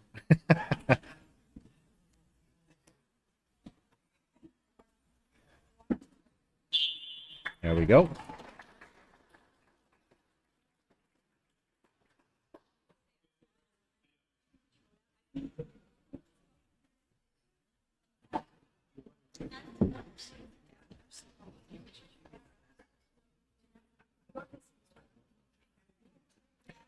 Scoring's on their way. A 21 on Bailey. Yeah.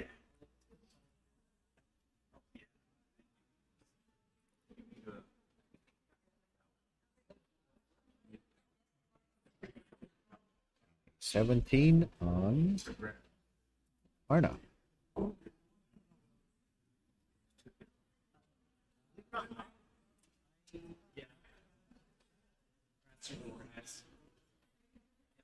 Okay, we got our coaches coming in, or actually, I think their teammates coming in to making sure our athletes are hydrated. And we're going to go ahead with our end number 2. Again, there's going to be a total of 12 arrows being shot here. And we are running a running total. So whoever has the highest score at the end will take the match. Looks like Bailey is leading right now by 4 points. Arna to shoot first.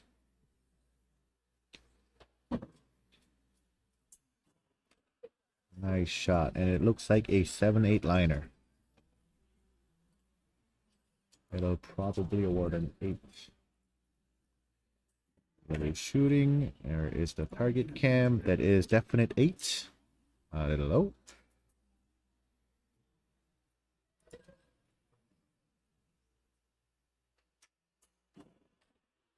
It's right 5.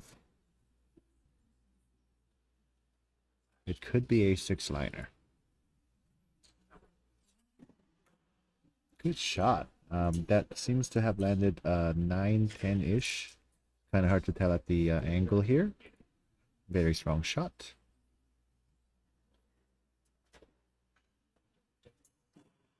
A nice shot. Good finish by Arna. 9 at 1 o'clock. Bailey to finish up strong. And that is just outside at 6 o'clock 7.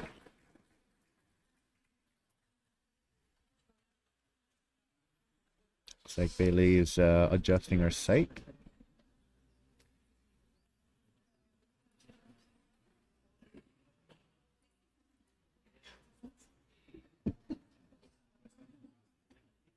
And looks like Arna's also adjusting the sight here. It's a recurve archer. I think you never want to be afraid of moving your sight.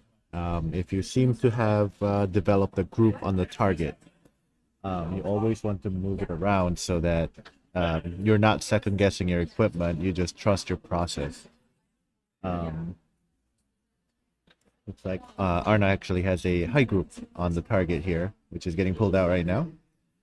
And Bailey had a little bit of a low average on the 6 o'clock side, so both of them rightfully moving their sights. Whether they moved it the right way, that would be a question. But there are times when I confuse which way to turn. On archery or in archery, you always follow your arrows. So if your arrows land up high, then you want to move your sight up higher because it's a game of reference. We'll be updating our scores here. 35 to 39. Still pretty close, but Arna to catch up. Our first shot's going out. The quicker goes. A little bit of hesitation there, but it is an 8. Nice. A little bit of shake, and she finds the center. So if you can see closer, there is 2 rings inside of the 10 ring, and I believe that she's hit the X10 in there, which sometimes is used for tiebreaker. Tonight it is not. It's a 7-6 liner, definitely 7. A little bit of shake, but very nice shot, very nice group. It looks like a 9-10 liner.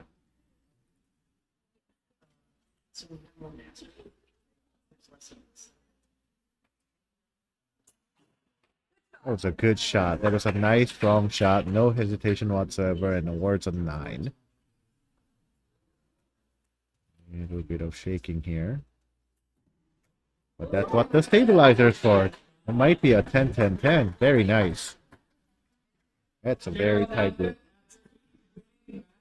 Need one of the parents of one of the under 18 kids to go into the concession area for Robin to write the actual check for them. Yeah, looks like some athletes are winning money and they need the guardian's permission. So, a very nice tight group down there. We'll get Scott off the camera, and we'll take this one out as well for now.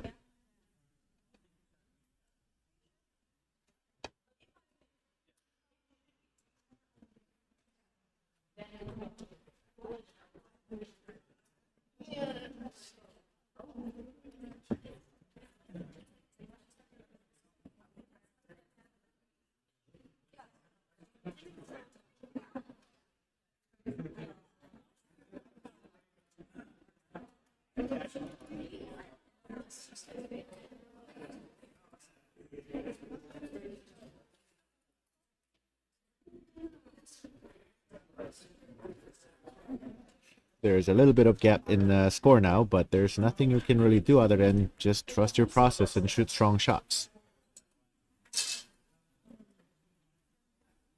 You always want to finish your competition strong. So let's see our fourth end.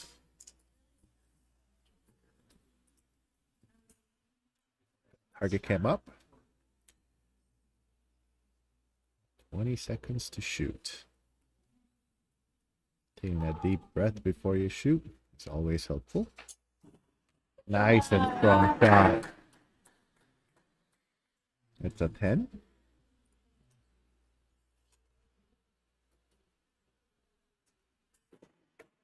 A little bit of a shake. It looks like a 7-8 liner.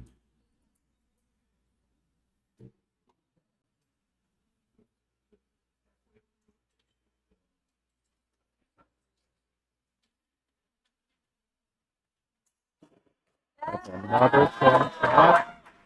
Looks to be 2 10s.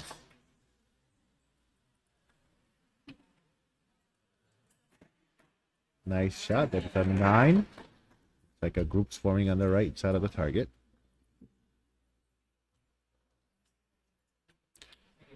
Here we're trying to finish strong.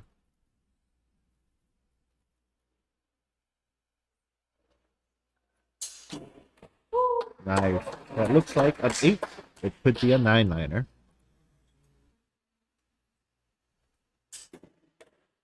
A little bit of a struggle there. Like a 5.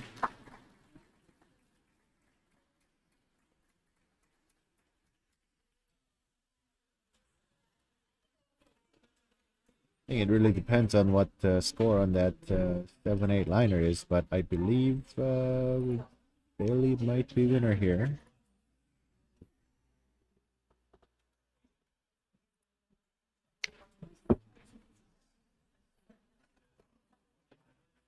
Okay, judges are down there trying to decide our winner. Arrow's been pulled, so we'll have our scores.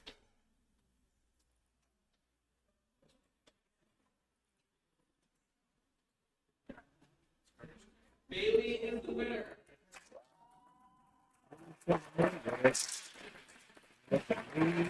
There was a gap of a 5 point. Arna actually shot very strong at the end there, but was not quite able to close the gap. Commentary in the video is great. Thank you. Thank you for the compliments. We'll try to do better. We'll always strive to do better. Bailey also was one of the U13 shooters that came out tonight. So even though she's taking third for the U18 division, she's also going to take first for the U13. So it looks like Bailey was the only under 13 division Olympic recurve archer. So she has won, I believe, both categories of under 18, under 13 gold medal for under 13 Olympic recurve, and I believe bronze medal for under 18 women's recurve for Olympic side. So well done.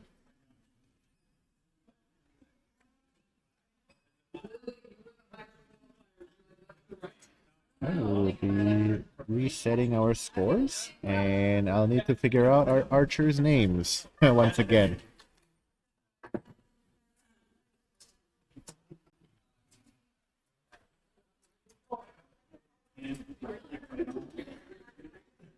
Yeah. Sitting next to me, I have one of those big checks that archers get awarded, and the check looks really nice. I'm getting jealous.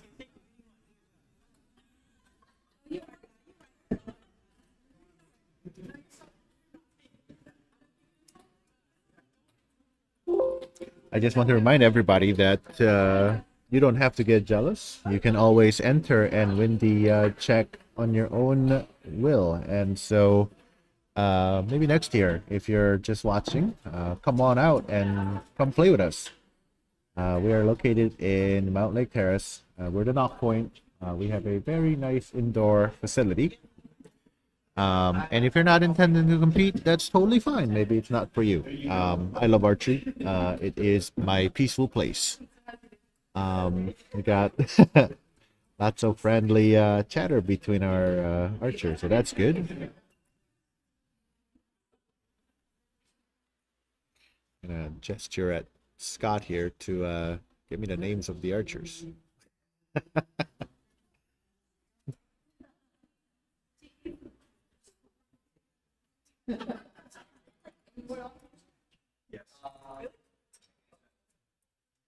Can't stand it.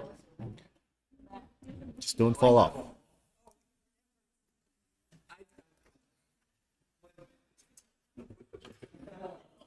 Wait, this is not. Okay. Who's the-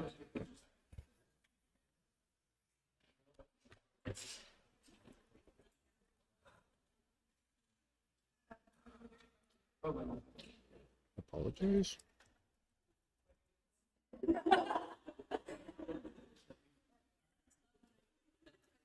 This is a mouthful to say.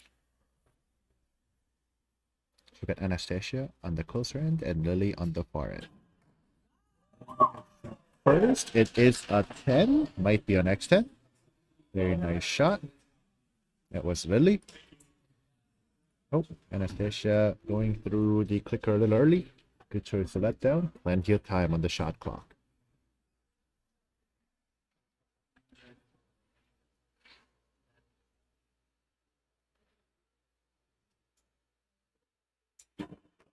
Nice shot. That's a 10 for both of the archers. Keeping it intense and exciting for all of us.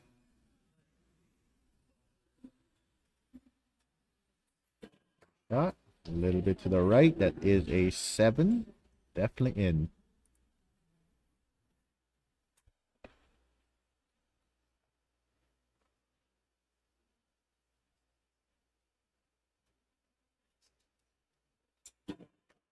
That is a 9. Very good group out there. Anastasia's leading, putting some pressure out there. Last arrow of the first end.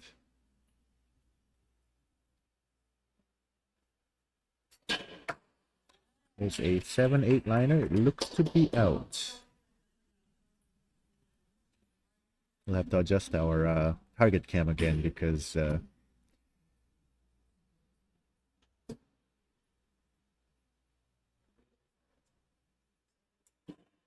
very nice shot. Another 10. It's like the target's not being put on the same spot, so we got a little bit of a gap up there. I apologize. I'll take another little second to make sure target's nice and centered. I should do that fast.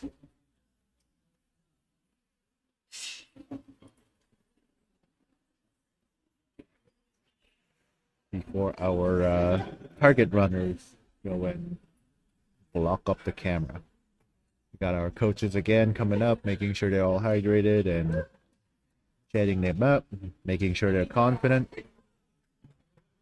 Got somebody's arms on the target cam. I believe Lily is shooting first. Get a little bit more of the target.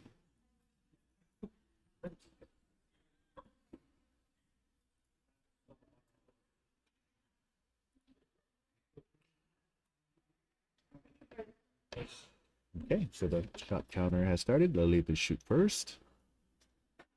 Deep breath.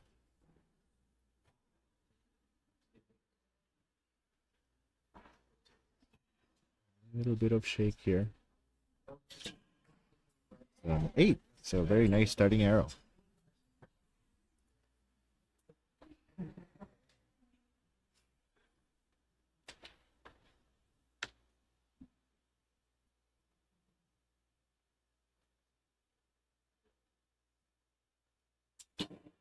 A long hold, and it is a 5-6 liner. It might be out.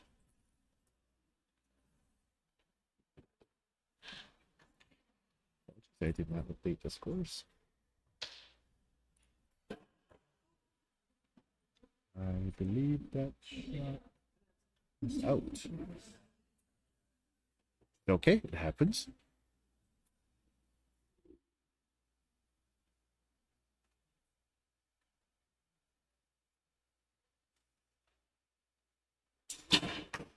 Very nice shot. Looks to be in. It's a 10.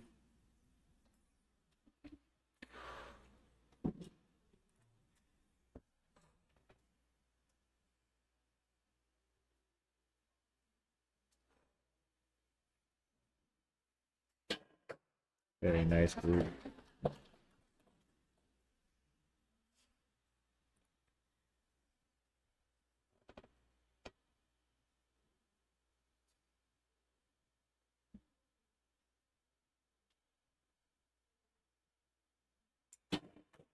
Nice shot. It's an X10.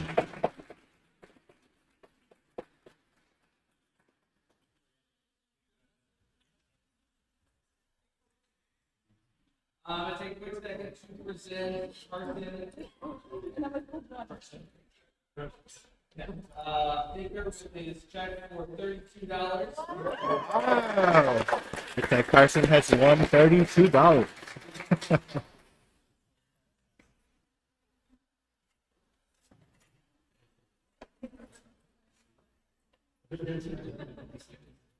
And then I'm going to present a jumbo check for Ben Purdue for $80. That jumbo check. I think one of the most amazing thing about this shoot is the fact that there's money prizes, because I've been active in archery career for a long time in the past, competing at decently high level, and I don't think I've seen money prize until I was about 3 years in. So I think this tournament is great. Having something at stake, it's not a lot of money, but being able to win something and showing up and shooting for just numbers is completely different in your mental state when you shoot. So I really appreciate having a good amount of participant to be able to have compensation for archers who are doing great. I think this is amazing. Okay, we'll go ahead and update our scores real quick.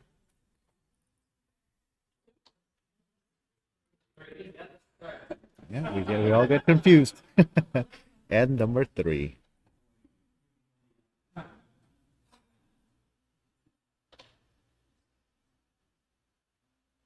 It looked like a very nice strong shot.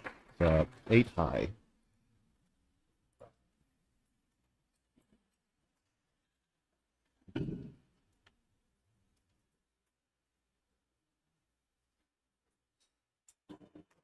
No. Nice shot. 9 o'clock 9.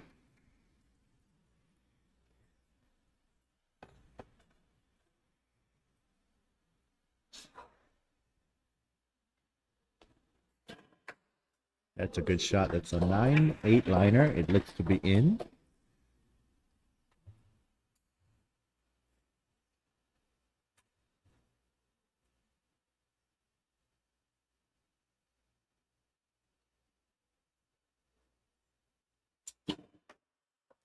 We go to the left, a lot of swing. That usually means the follow through didn't feel great, and so you try to adjust where the arrow is heading by swinging your arm towards the way it should go.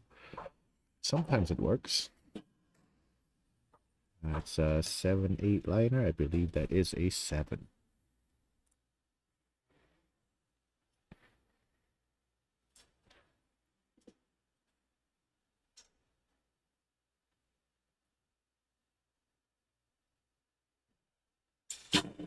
Nice shot. X10. Yep. So we try to save our shots that feel weak by swinging our arm towards the target, to the center of the target. There's tendency for archers that make a hasty shot to do that a lot more. So you can get a reputation of somebody putting on English on your shot if you do it very commonly, because you get a very small space to shoot in most competitions. And so you kind of bump other people's equipment, and there's nothing wrong with that in terms of the actual archery rule, but you get this notorious reputation that says, oh, watch out for this guy when he shoots, because he's gonna hit you when you're at full draw. So you have to make sure you're not around somebody who is going to put an English on your shot while they try to save their shot. So it's kind of funny. Okay, here comes all the arrows back, and I believe this will be end number 4. There is a little bit of a gap between the scorers here, but again, this is an elimination round with running total. All you can do is shoot your strong shots and trust in your process.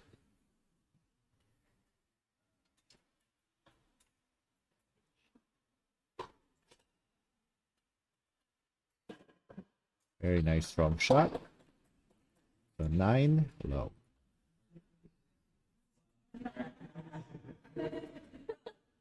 Looks like our tournament organizer has messed up the clock, so we're gonna get reset on the clock.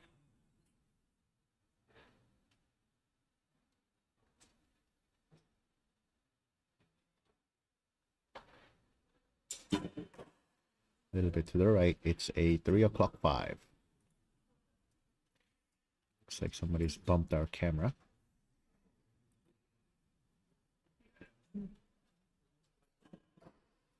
It's a little high, but it still finds almost towards the center. It's an 8.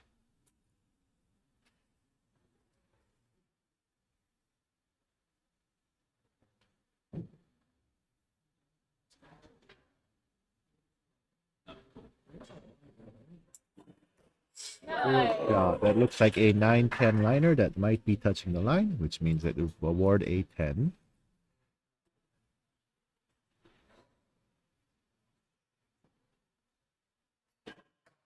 That is a 7. It's a good finish.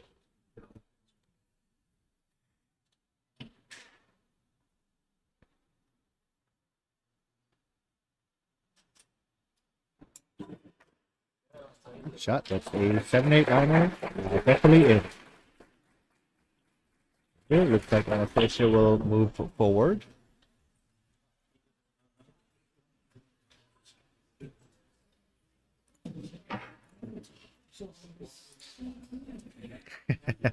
Not happy with the result. It happens.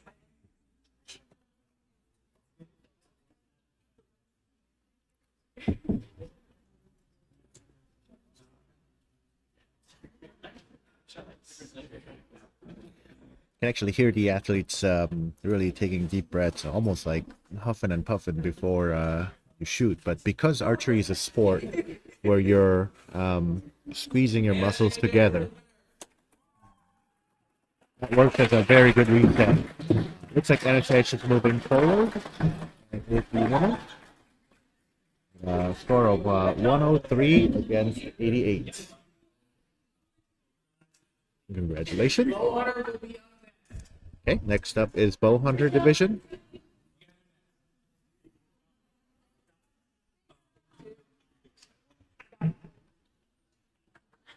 And I will once again, try to frantically collect the names of the athlete because that needs to be done. Thank you. Okay, yeah, I just did that. Thank you. Okay. So next up is Bow Hunter Division. Anastasia, I believe, has won the Olympic recurve division for gold, and Lily Hudson has won the silver. So I believe there is actually a prize for all of them, despite the loss and win.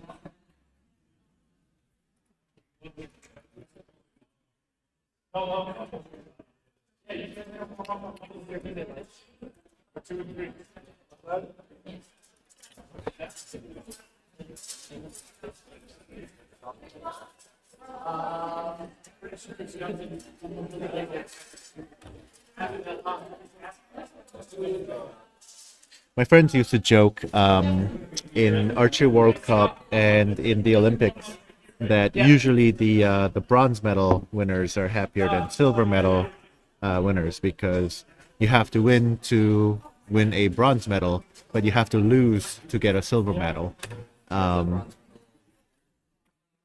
this was what I got.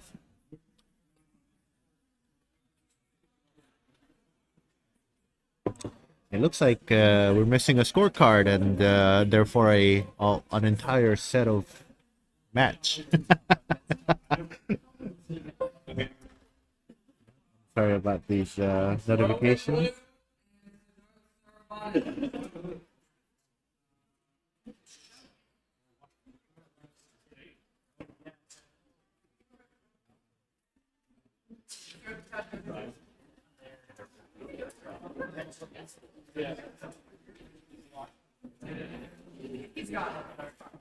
Once again, while we are waiting for the next matches to be set up, we are located out in Mount Lake Terrace up in Washington State, just north of Shoreline, or I guess Linwood.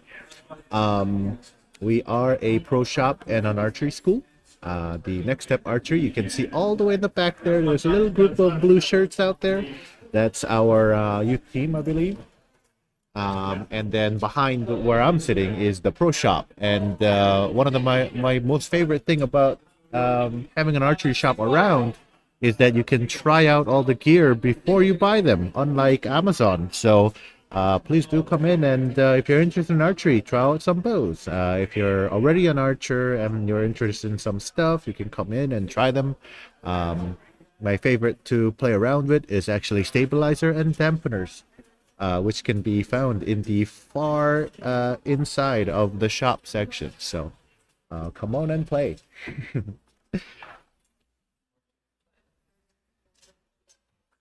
Okay, so we do have our bow hunter division. I have wrong names here, so I'm gonna go ahead and fix this to be our bronze medal match. This is under 18 bow hunter category. All right.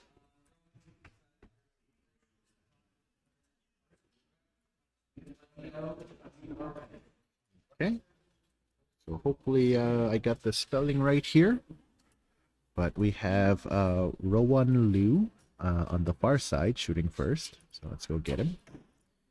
It's a 9-8 liner with definitely being in. And then we got Siddharth shooting now. We got our coaches behind. Nice shot. The 7-8 liner. Seems like a practice going on in the back. We got a 9 o'clock 5.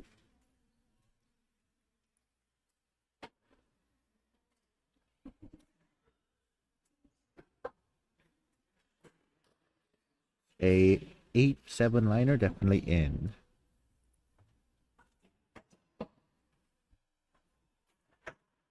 It is a 6.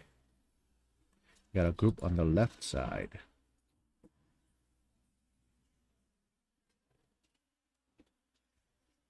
Okay. A little high, but that's a 6.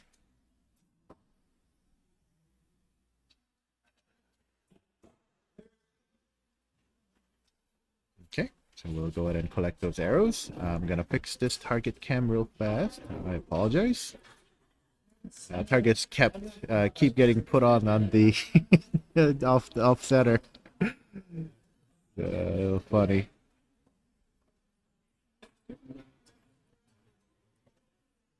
We'll fix it. I can fix this. Got Scott's beautiful hair on camera right now.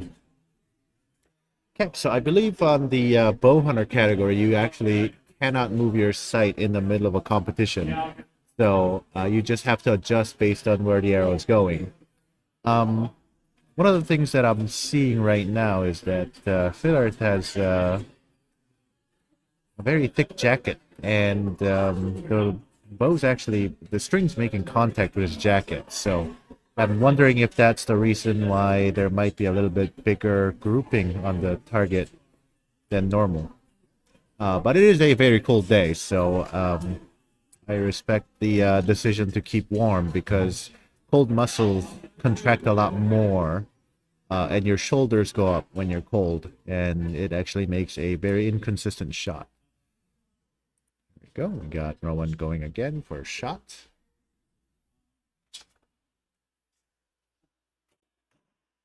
Say low left 6.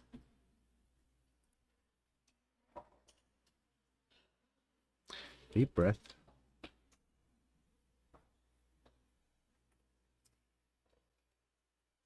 A little bit high. It's a 7. It'll work.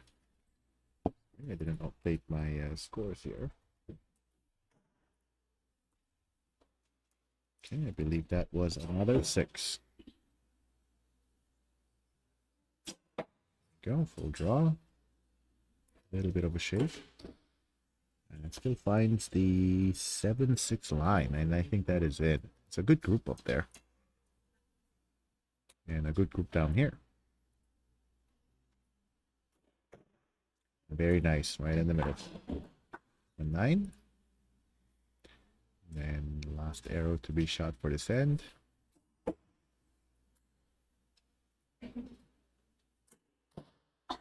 That is a 9-8 liner. I think it might be just out.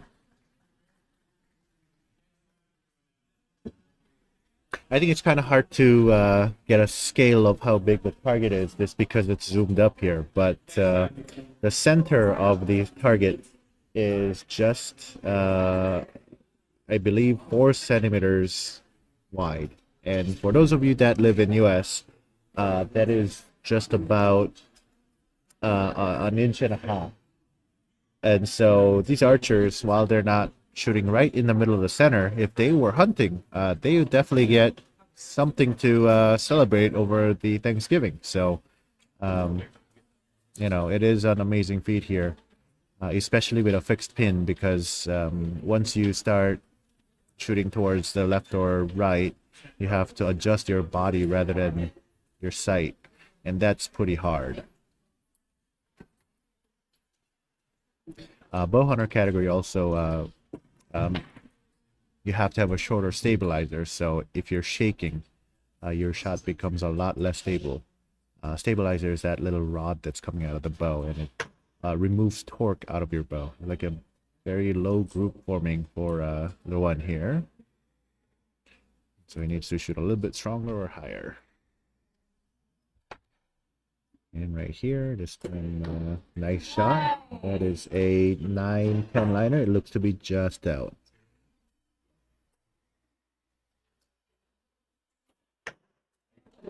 There's our shot from Rowan. That is also a 9-10 liner. I think it might just be out.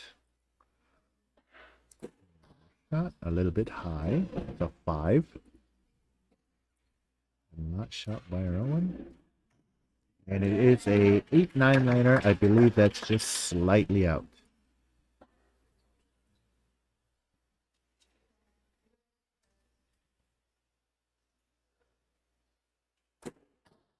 That is a 7-6 liner. I believe that is it.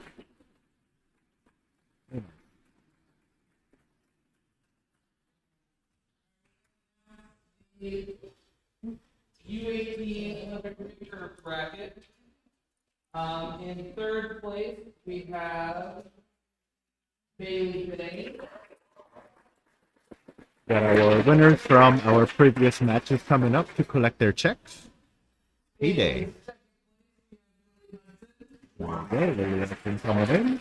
Okay. $40 shot. They got a small check because it wasn't the gold medal. And in first place, we Here have is Anastasia coming up for a big check. $240. I wonder if that's going straight back into archery, or if the archers have a secret hobby that they go out to do outside of archery. I certainly have a new hobby now, so all of my archery money goes into somewhere else. Mainly under the sea. All right, we have a very close match here, 64-65. Just 1 point difference.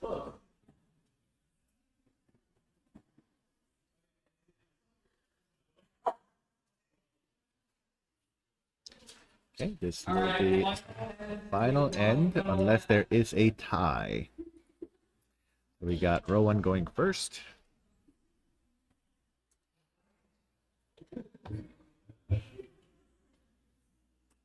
Looking like he's gonna close his eye.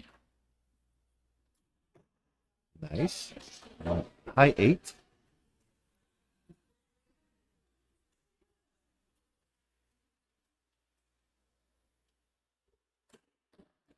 It's a high 6. 8 again. 7-8 liner, definitely in. It's a very fast shot. I think Rowan's feeling very confident here.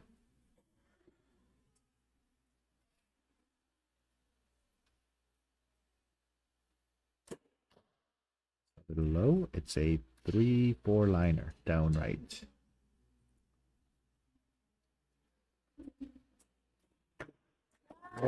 That's a 10.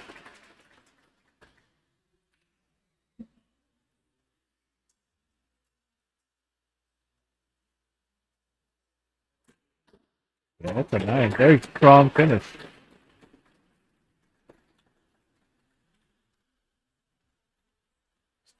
It looks like Rowan actually might have pulled ahead on that one. The reversal. A very nice group in the middle. He was shooting bottom left for a little while, and he seems to have found his center. There's definitely Scott looking and making sure the lines are being broken or not. And the other target as well. So the athletes are waiting for the result to come back.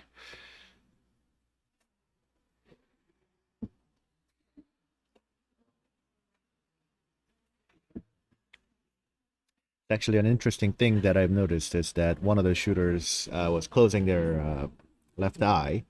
And with compound, I think that's okay. Thank you.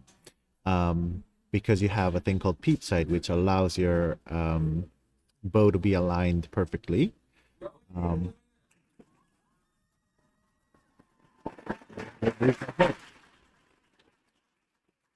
on. I believe that is the bronze medal match, and no one has pulled ahead on that last end with a 90 score of 90 and 83 for Sivan. Thank you. I already announced this. So, okay. Okay. I'm gonna take it. Yeah. Next up, we're gonna have Rowan Davis and Emma LeClaire.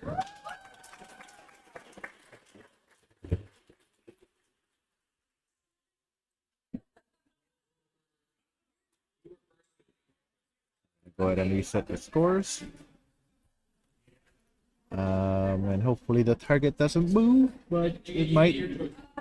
So, as I was saying, when you close your eye, you actually introduce a little bit of stress and tension onto your face. And so there are times when closing your eye actually causes worse shot. But it really depends on how you train. When you have a good sight picture with both of your eyes open, it might work. But as sun moves around or lighting changes, that can actually really mess up your shot and your left and rightness of your sight picture. As opposed to if you close your eye, you can actually find your target pretty much all the time because everything just looks aligned. The downside is that if you align badly, then you can totally miss your target to the left or right side. With a compound, because you have a peep sight, that error becomes much less. But with recurve, majority of the archers shoot with their eyes open because they want to be able to align with the string that gets in their eye down to the sight. So that was interesting to watch that the compound archer shooting with both of the eyes open. Personally, I shoot cross-eye dominant, so that means whenever I open both of my eyes, I get two sight pictures. And because I was much comfortable, way more comfortable shooting with my right hand than left hand, I decided to go and train that way. And maybe that's why I'm not in the Olympics. Huh? I don't know. Okay, we have Rowan Davis shooting first on the far end.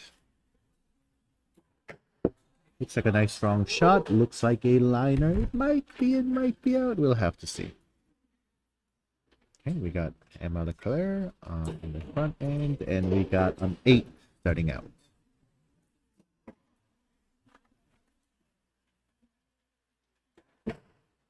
9. Going to form a nice group down there.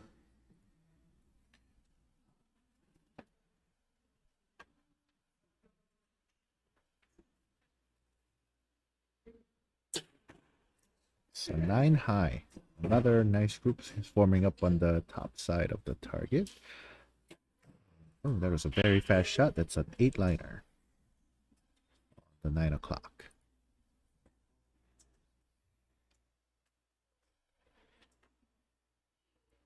It's a nice shot. That's a 10.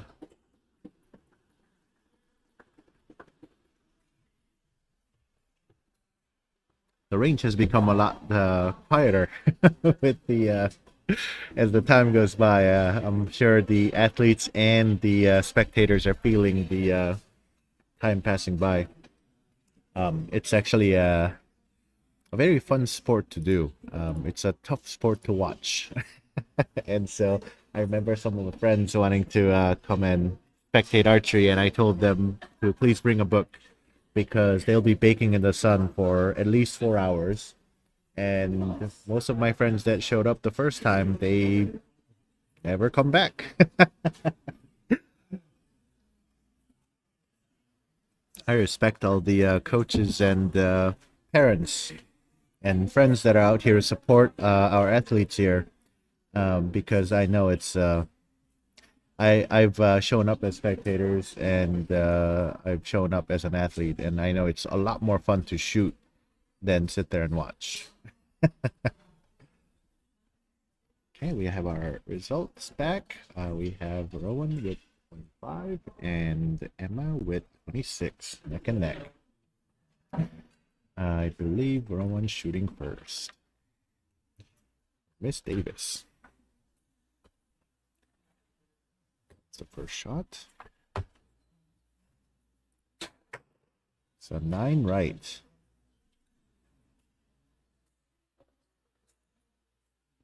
Draw, target cam. A little bit of shake.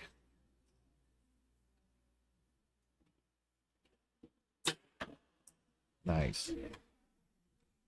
It is a 9 on the left. So a little left, that is an 8 to the 9 o'clock.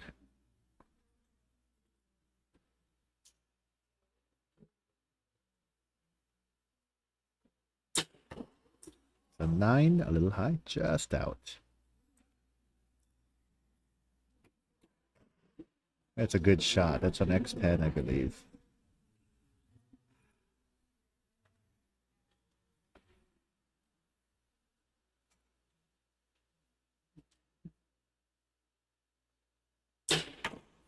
Good shot. That's a 9 on the line.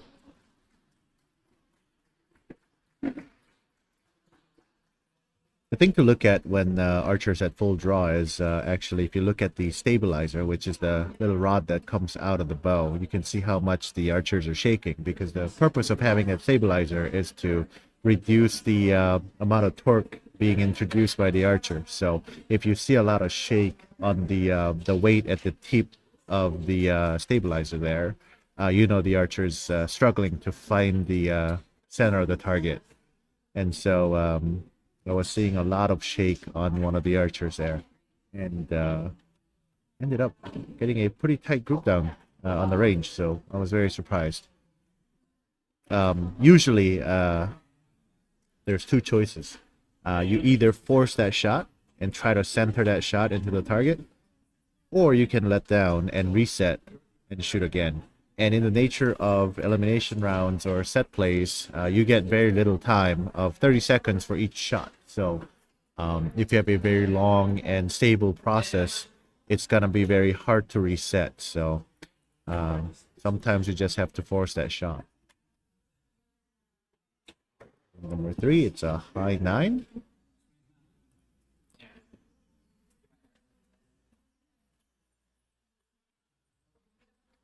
A little bit of shake here again.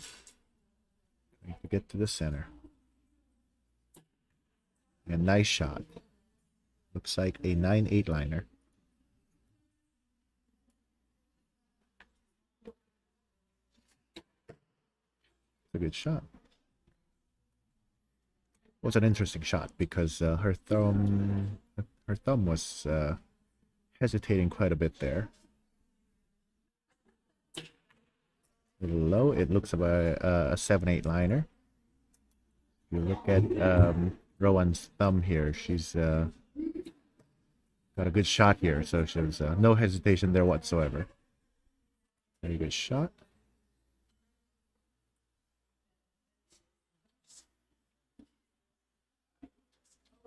Little bit of shake again, and he finds the center. That's a 10.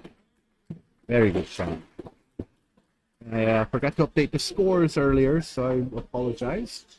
Yeah. We have 51 to 53, and both of the archers shooting close to the center. So I think we'll still have a gap of a point or so. It's funny because I noticed one of the archers, I think it was Rowan, her thumb was coming in and out of the trigger. And there was like a lot of hesitation. So if you rewind a little bit to her second shot, I almost thought she was going to let that shot down. She ended up finding the center quite well there. So well done.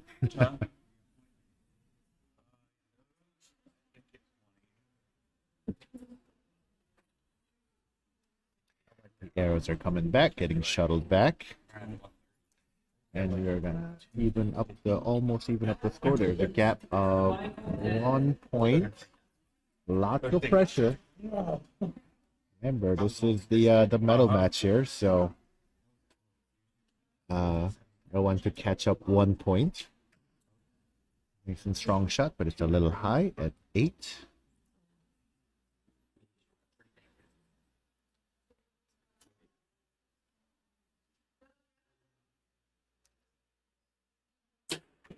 Nice shot, right in the center. That's an X10.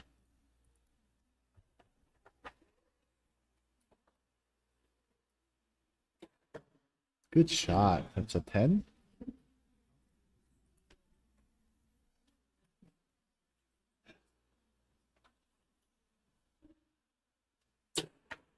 It's a little out. It's an 8. 9 o'clock 8.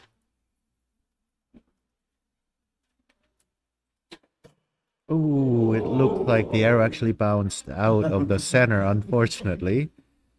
That's a 9.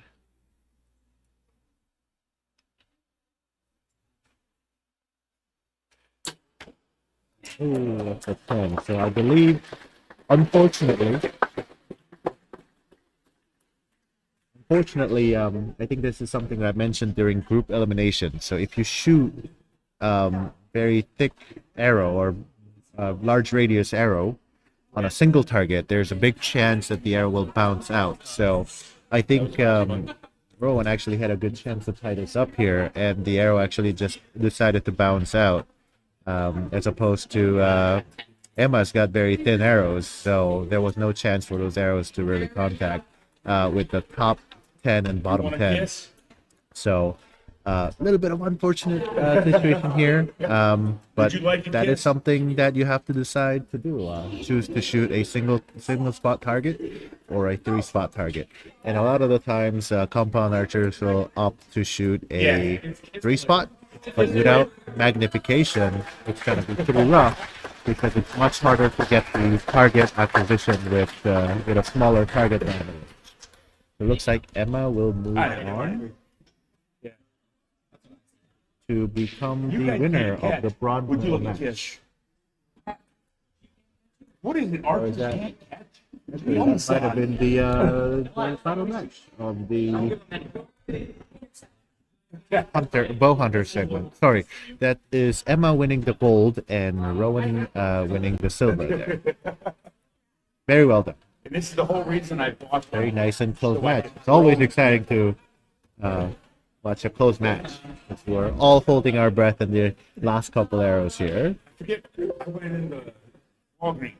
And Valentine's Day camp, 80% off. We're gonna go ahead and reset the scores here and get our next set of archers on the stream.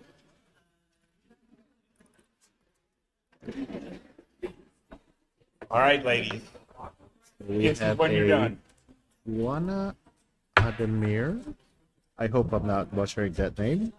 Connor. Dorothy Buresh. Baby, archers cannot catch. Okay. All right. So we got 2 out of 50 that caught them.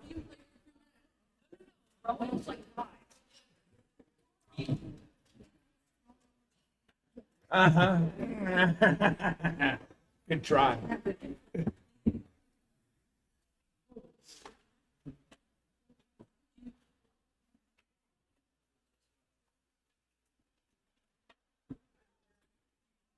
Now he's showing off. Now he's just showing off.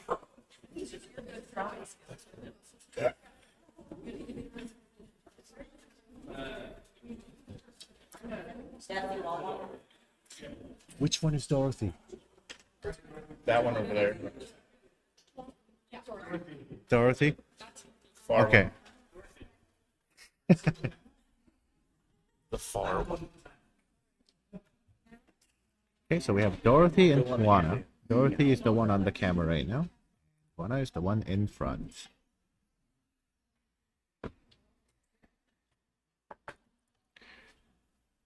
Okay, we'll adjust the target in a little bit. We have a freestyle compound.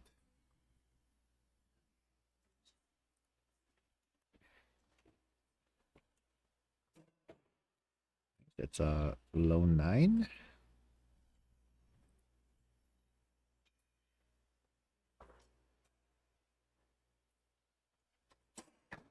That is a perfectly center shot. Very nice. A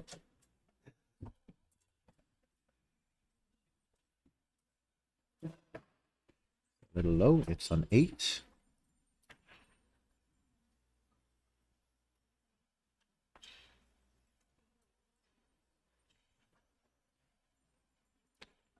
And in. Very nice. That's another 10.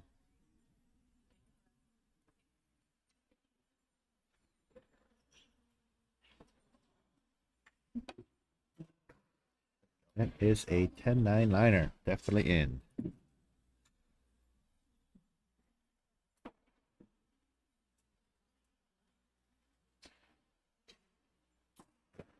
It's a little low. That's a 9 liner. Definitely in. Very nice. This is Becca's tail, so outer 10. No, Inner 10? Yeah, USA. Okay. Okay. They works here, World Archer. Okay. So Come on, Emily. You want I didn't realize, but we are doing world archery rules, so it's hard to see on this target because of the lighting. But if you look at this target here, there is an inner circle right there inside of the 10 ring. And for freestyle compound, that is the 10. So we have 2 10s and a 9, which, you know, doesn't really make difference on those shots. But this arrow on target number 3 of the 3 spot was actually a 9. So this is one of the things where if you're shooting as a freestyle compound, you really got to find your center. Otherwise, you'll be dropping points left and right. And this is one of the reasons why freestyle compound archers hold for a long time to find that center of the target. So I'll go ahead and get my camera on and update the scores here. And 26. Oops, sorry. 29 to 26. Dorothy to shoot first. She's got 26 points so far. It's a little bit out. That's a 9.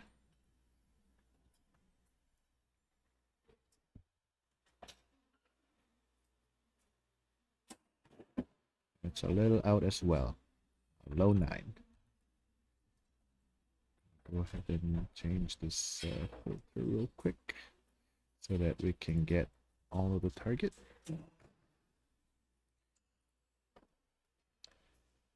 Looks like a 9 liner might be in. Looks like it is cutting the line.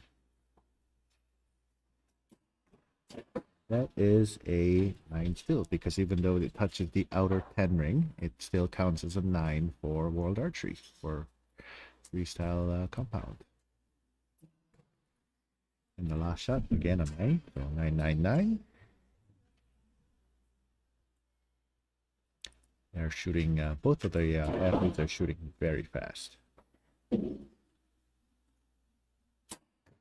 Shot a low 9. Okay. Alright. Grab those arrows. I'm gonna go ahead and update these targets so we can kind of center it. Oops.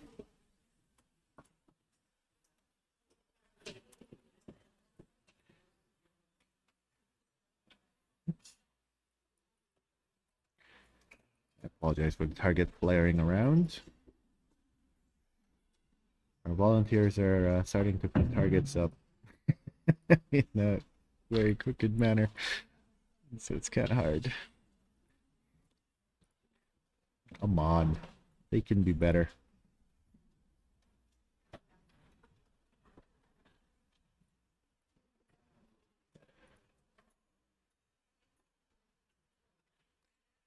The scores will be updated. We have a 56 to 53. So there was, I believe, all the arrows on the targets were 9s. So there is no change in the gap on the scores. So it's already to catch up. 3 points. So once you start playing catch up, there's a lot of pressure. So again, you know, trust your training, and you can really just shoot your shot and try to shoot strong shots here. But we're gonna have to try to find a center here. The low 8.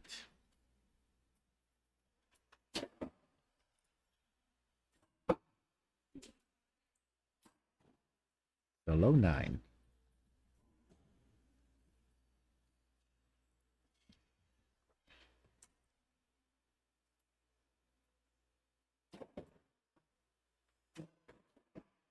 That is, despite cutting the line, I believe that's still a 9.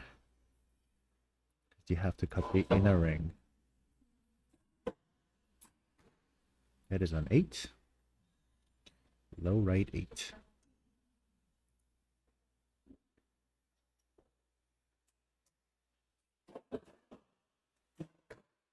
It is a 9.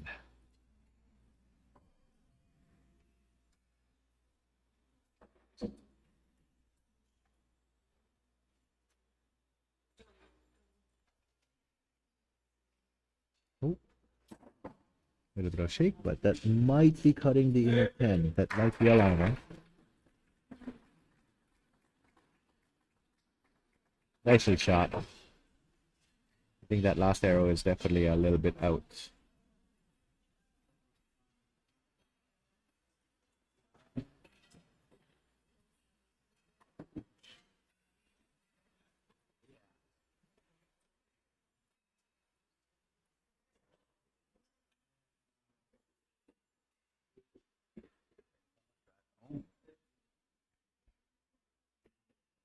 Like both of the archers feeling a little bit of pressure out here tonight.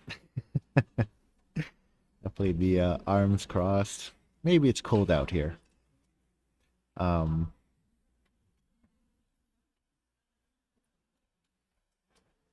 have a warm jacket on, so I can't really tell. A lot of the times archers will take a deep breath, and that's a good way to reset all your muscles, because as competition goes on, you get a little bit more tense and your shoulders start going up and things get a lot more tense. I'm gonna go ahead and update the scores here. It's 82 to 79, so all of the arrows were nines, or nines and eights. Still 3-point gap between Dorothy and Tuana.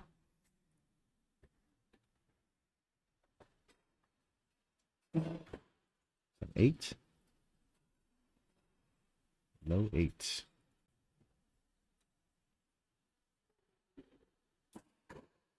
That's a 9.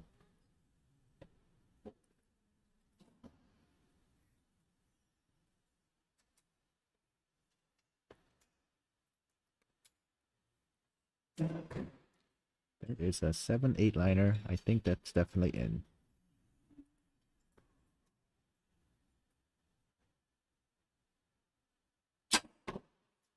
That is also a 7-8 liner.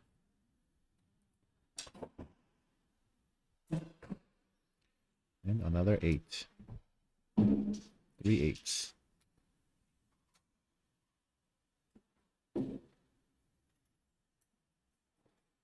Deep breath there for reset.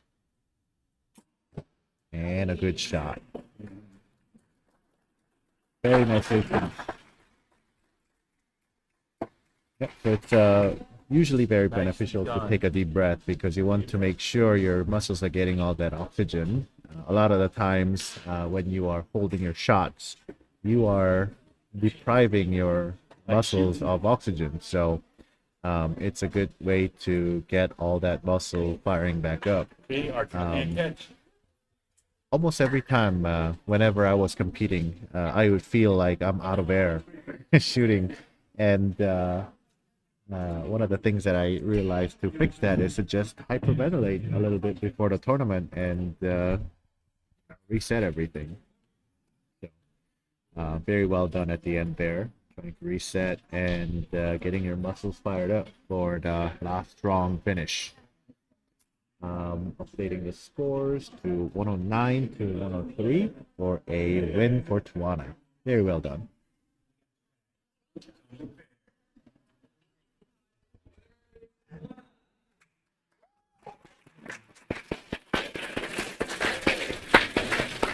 I believe that was the bronze medal match, so Tuana will go ahead and collect her check.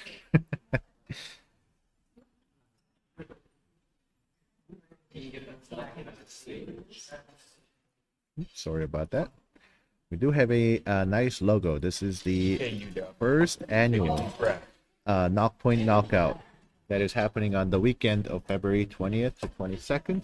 If you do want to spectate, I don't think there's any charge, so you can come on in and watch. And there's also raffles that you can enter. So I think there's 3 bows out for prizes right now. You should come in and play. Unfortunately, the range is closed for now, so you could shoot even if you win your new bow. But you are out here. Okay, so there's our bow hunter, small check for Rowan.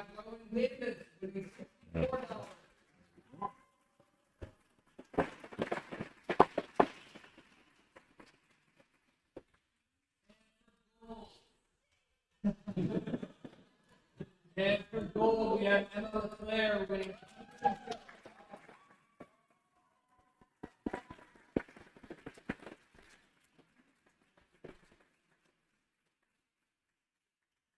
Well done, archers.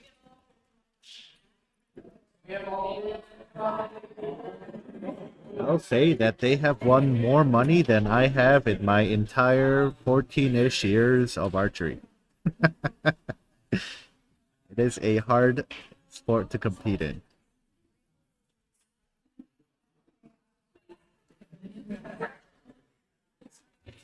Okay, coming up is under 18 women's compound for gold medal and silver medal.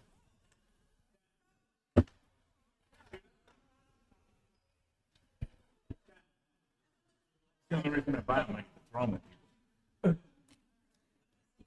We have our judge Keith, handing out Hershey's Kisses into the spectator crowd. So, if you're hungry, make sure you're sitting towards the stream desk.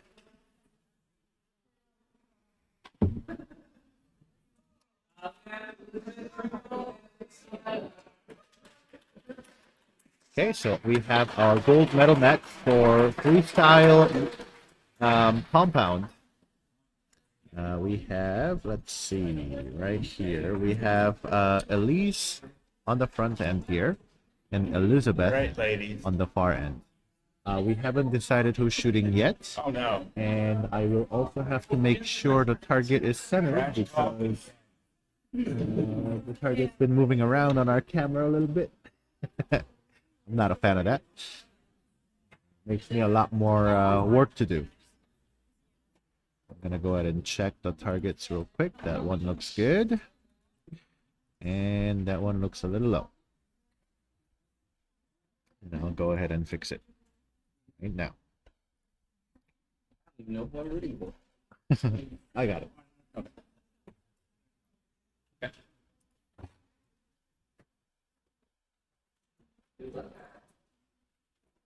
The women's compound gold medal match. And number 1. I think it looks like Elizabeth is going to shoot first.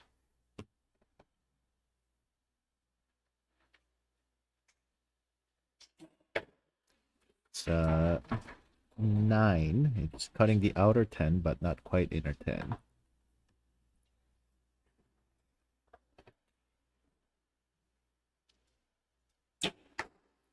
So low 8.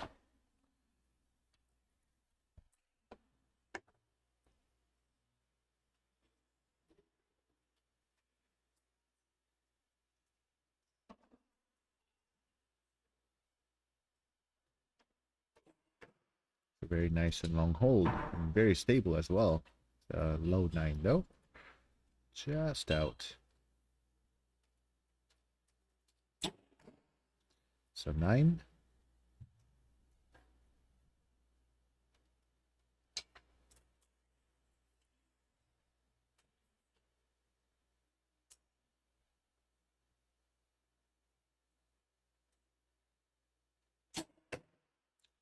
Looks to be a 9-8 liner.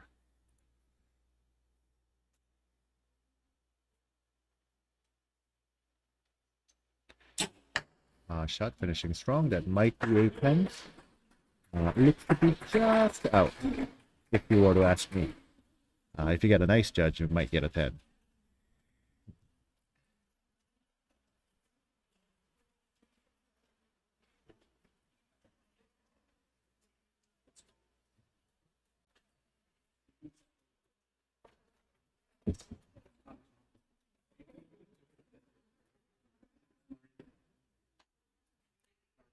So we were awarded a 27 for Elizabeth.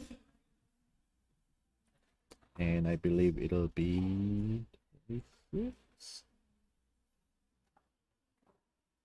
Yeah, 26. So we shot a 9.98 here. So that last shot didn't count for a 10. Unfortunate.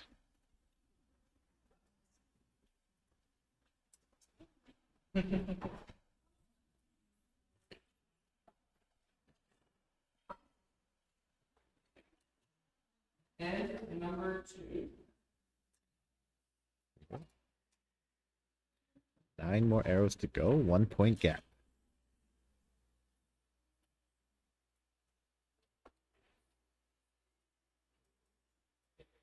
Okay, looks like archers are ready to shoot.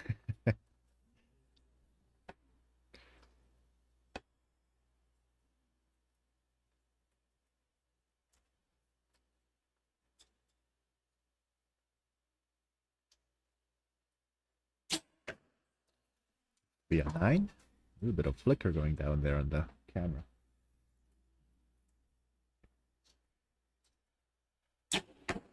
It's a 9-8 liner. Low.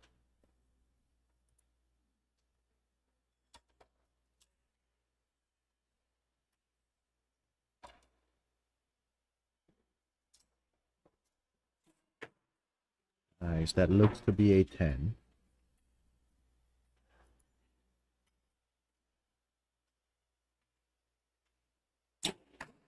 Good shot. Follow up 10. Nice and fast shot too.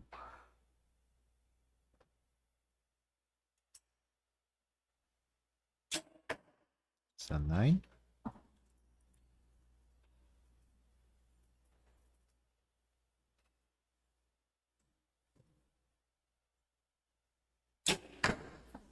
It's a 9. Oh, stop. I think we might have closed the gap if that top arrow is in. Maybe not. Might actually have either the same gap or a bit more. We'll see if the top arrow is in.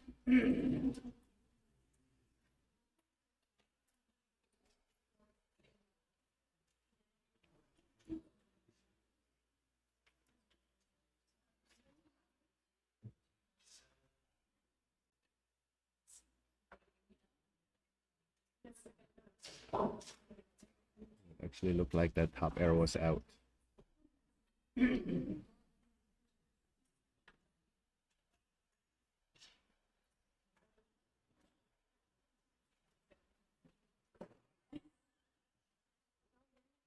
Still shooting very strong. Could be anyone's game.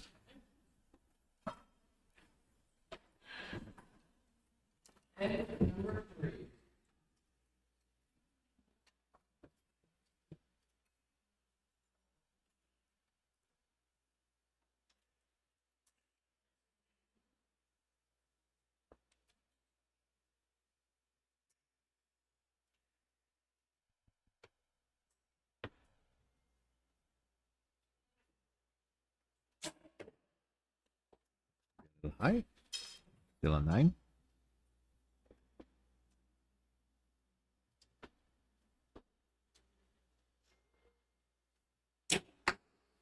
So 9. Broke the outer 10. So starting to find the center of the target.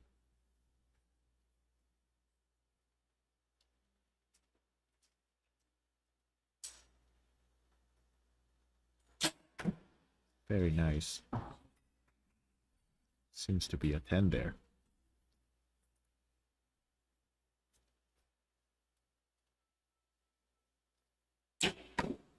Very nice save there. Looks to be a 10, might be a liner.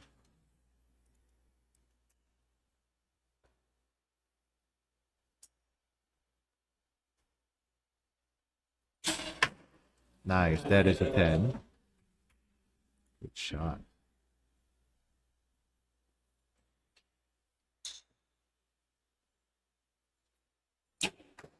Very nice. That's an X10 right there. Both of the archers trying to find a center and definitely landing arrows in there. I didn't watch closely, but I think Elizabeth actually swapped the order of the targets here. There are times when you feel like your muscles firing differently. There's no there is number 1, 2, 3 on the 3 spot, but there's no reason to shoot those targets in that order. And so a lot of the times the archers will shoot the top target first because it takes a lot more effort to shoot higher than lower. And so you can drop down from the top target into 1 and 3. My least favorite target is the target number 2 there, so I like to get it out of the way myself. There so is a 2-point gap between the two archers, and they're shooting very consistent scores between them. Elizabeth's third target looks really good.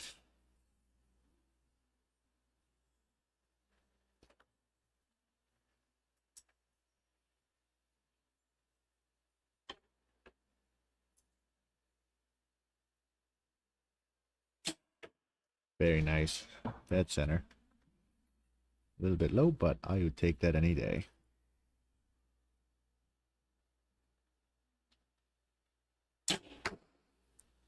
Breaking, I believe, the outer 10 ring, so that'll award a 9.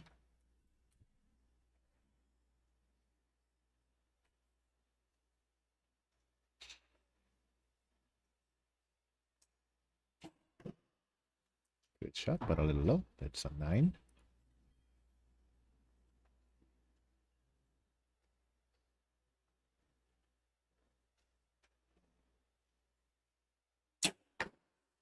Little high. That might be a 9-liner.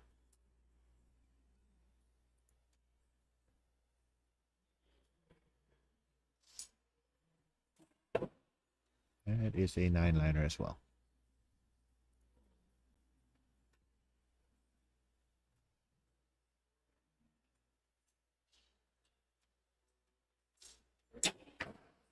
Little low. It's an 8.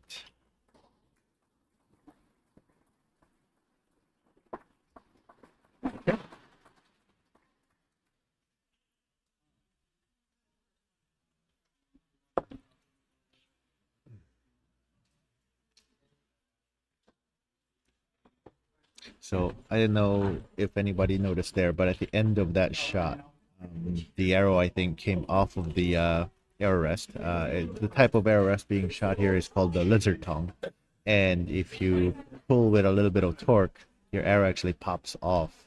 And so Elise went there and popped the arrow back onto the arrow rest, which means that there was a little bit of torque when she was pulling the arrow there. So maybe that was why the arrow dropped a little low, but that's gonna have a get the silver medal here.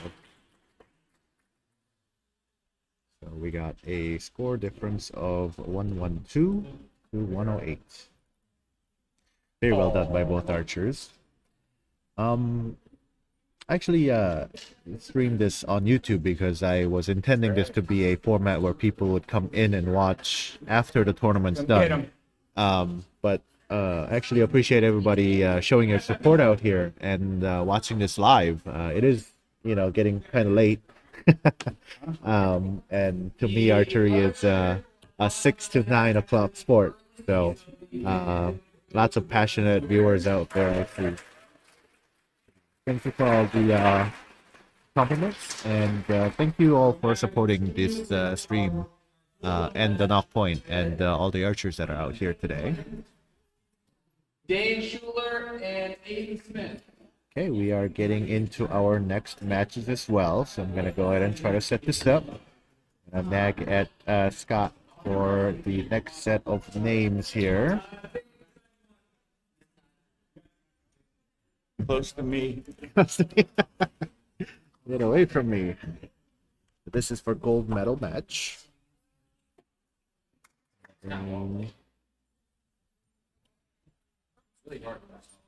Oops. You hear it? Bam. It's really loud.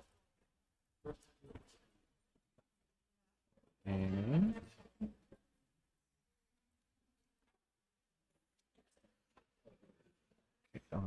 What's the matter? The old man didn't want to coach you?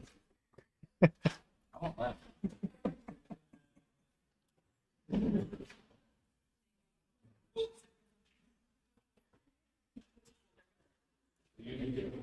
okay, so up next we have Dane Schuler and Aiden Smith for a gold medal match for men's under 18 compound freestyle. Freestyle basically means you can have magnifications and unlimited length on your stabilizers. And so they'll be able to shoot a lot closer to the target, or a lot closer to the center of the target, technically. It's so cool that there's commentary. It's cool that there's people that are watching the stream, so thank you all. It also means that if you do have a little bit of shake, it will get very, very much magnified, so it'll make the compound archers hold for a very long time. So we'll go ahead and watch. We're already having our first shot out there with the shot clock running down, 10 seconds already. Aiden is shooting over here with the target. It looks like it's a 10-liner. It might be just out. We'll have to get Scott running down the lane to figure that for us. And shooting the top target first. Again, that might be a liner. It's kind of hard to tell from all the way down the range. It looks like it's a pretty big target down there, but it is here's a small target, and it's a 3-spot. So my feeble eyes can't really see what they're shooting. The top target there seemed like a 9. They need to shoot next, and that looks to be in for a 10.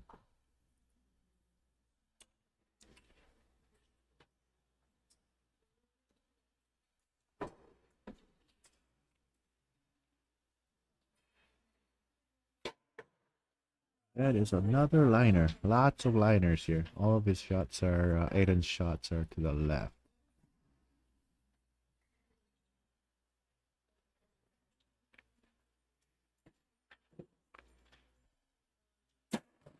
That looks like a good shot. Very nice.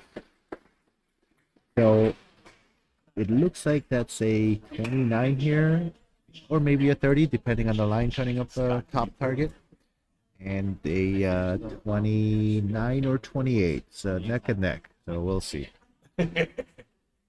Also go ahead and fix the targets here a little bit as soon as Scott gets out of the way, because the targets are getting put up left and right. And it's kind of hard for me to judge where the target's going every time. Didn't say anything. Enough. Be able to see that. Kind of. That's Aiden's target. And this one is very, very off. Bear with me for a second. See.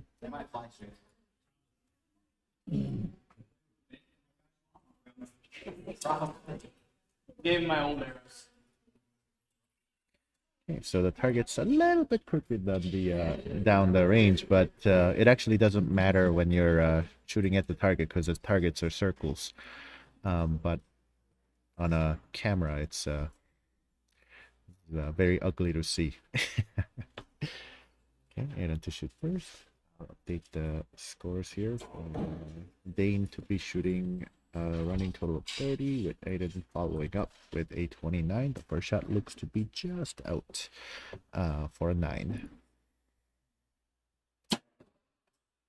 A little bit out as well for 9. High 9.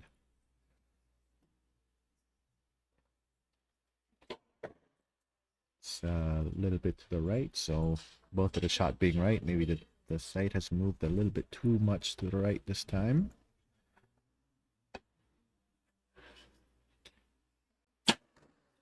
Very nice. Nice and strong shot. Wonder if that's in. Looks like it's touching the line from here.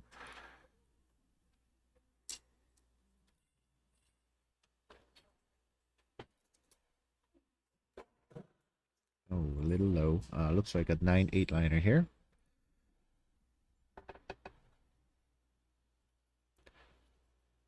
And to keep the gap. Nice and centered shot. Well shot on that last one. Yeah, we got Number. Stand. yeah. Got our teammates spotting You may the not be arrows anymore, for but us, you're as well as the coach out here. So good to see. You're up there. I really like their jerseys. Nice and You red. make the correction. I've only been really seeing like a blue and white or black jersey and white jerseys out here. So a lot more color option being added to the range is nice to see. Also kind of good to see a lot of teammates just kind of coming up and supporting. That's always good to see. Drop. Don't feel as alone, and you kind of know which crowd to go with and sit with, so you're not feeling lonely. We got a 56 to 9, so a little bit of more gap forming between. So Aiden's got to fire himself up and catch up. It's always a lot of pressure in elimination with running scores actually to catch up, because you start thinking about how to close the gap, and then you start second guessing things. Very nicely done though. Dead center.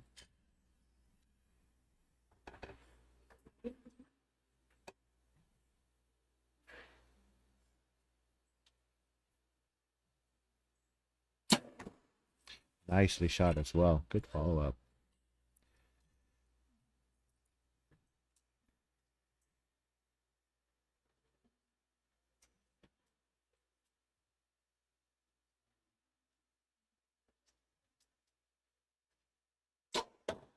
Very well done. 2 10s.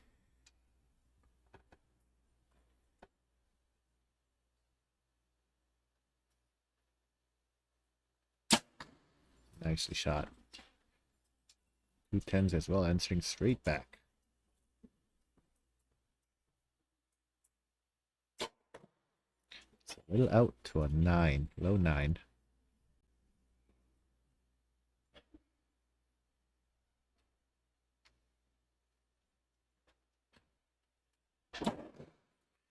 That could be a liner, but definitely in towards the center. It'll be hard to hear on the stream, but I think both of the archers are shooting what is known as like a hinge release. I don't know what they call it these days. But basically you have to unlock your release, and then you follow through the shot with a back tension. Used to be called back tension good old days, but I think that's not really what it is anymore. But yeah, you can hear that these archers getting ready to shoot, and then nice and powerful follow through, which looks really good. I know I can get more.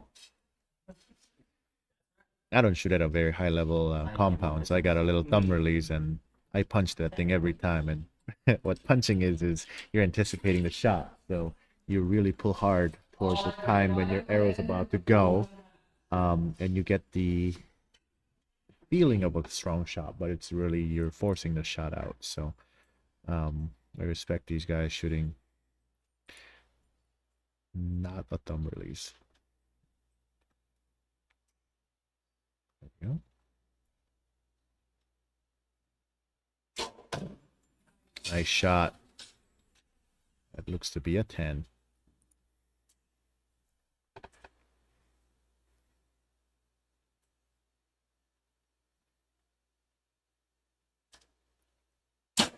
Yep, you heard, I think the sound actually went through the stream there. It's a little click that happens before the shot.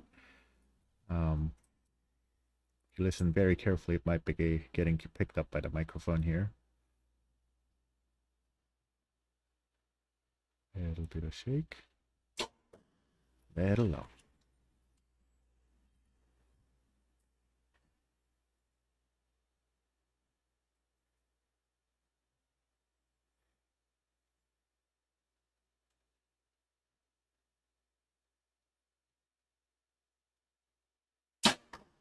Nice shot. Dead center.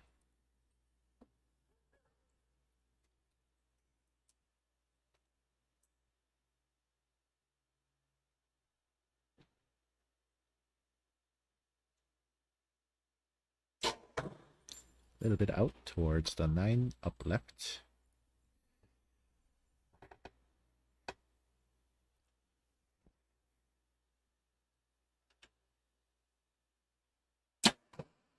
Nice shot. Target's looking very clean, except that one arrow up the top. I think he actually only dropped 1 point here, so that's looking real clean. Very nicely done. Nicely done by both of them.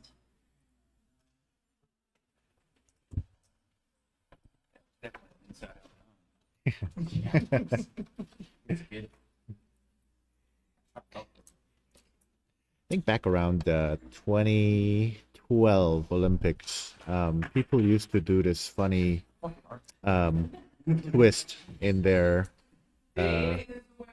weight to create a little bit of torque. So Bain shoots 19, Maidens 113. So very well shot, dropping just 1 point. So Dane goes ahead and wins the gold medal. Very nicely done.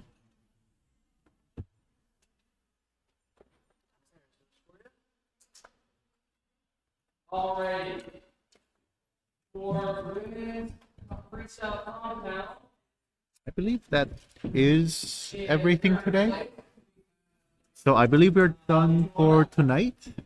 This was an entire run of under 13, under 18, pretty much every category. So we had bareboat, we had Olympic recurve, we have bow hunters, we have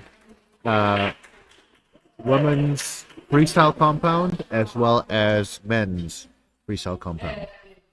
All at the youth category, under 18 and under 13. So we'll have more of these tomorrow as well. For those of you that are coming in from Next Steps Facebook or my Facebook post, I will be posting this again around noonish. And for those of you that are tuning in through unknown option, I don't know where you got the link, but you can go ahead and either subscribe or follow or get like the notification on the YouTube channel. I'm hoping to post more videos about the shop product and whatnot in the YouTube channel, and or what's going on with tournaments and whatnot, and GoPro footages of me going through walkthroughs and stuff. So if you're interested in archery, I'll try to make it an interesting channel. If not, and all else fails, it'll be a channel being used for this kind of stuff. So you'll see more local tournaments and whatnot. So I know the channel is very new, but if you're interested in this kind of content, please go ahead and follow and subscribe, and we'll try to post more stuff. Thanks everybody for tuning in. Right now Scott is figuring out who's winning what, and I believe all the freestyle under 18 women's compound freestyle was just awarded out, and I believe it's just compound men left to collect checks, and then we'll be all done.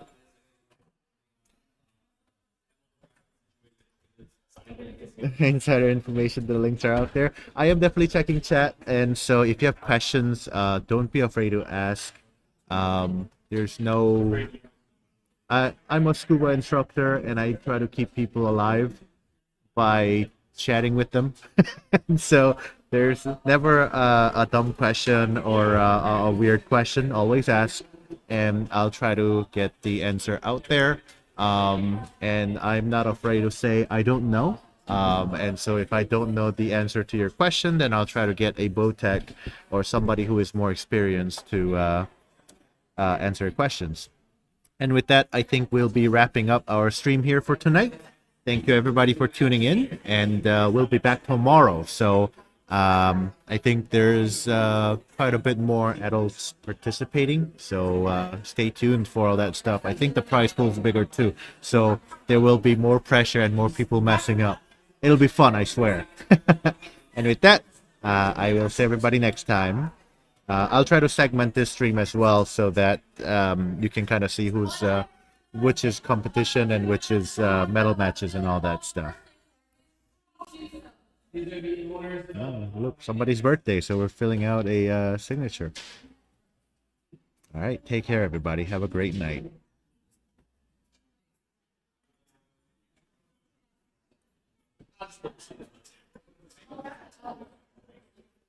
Sure.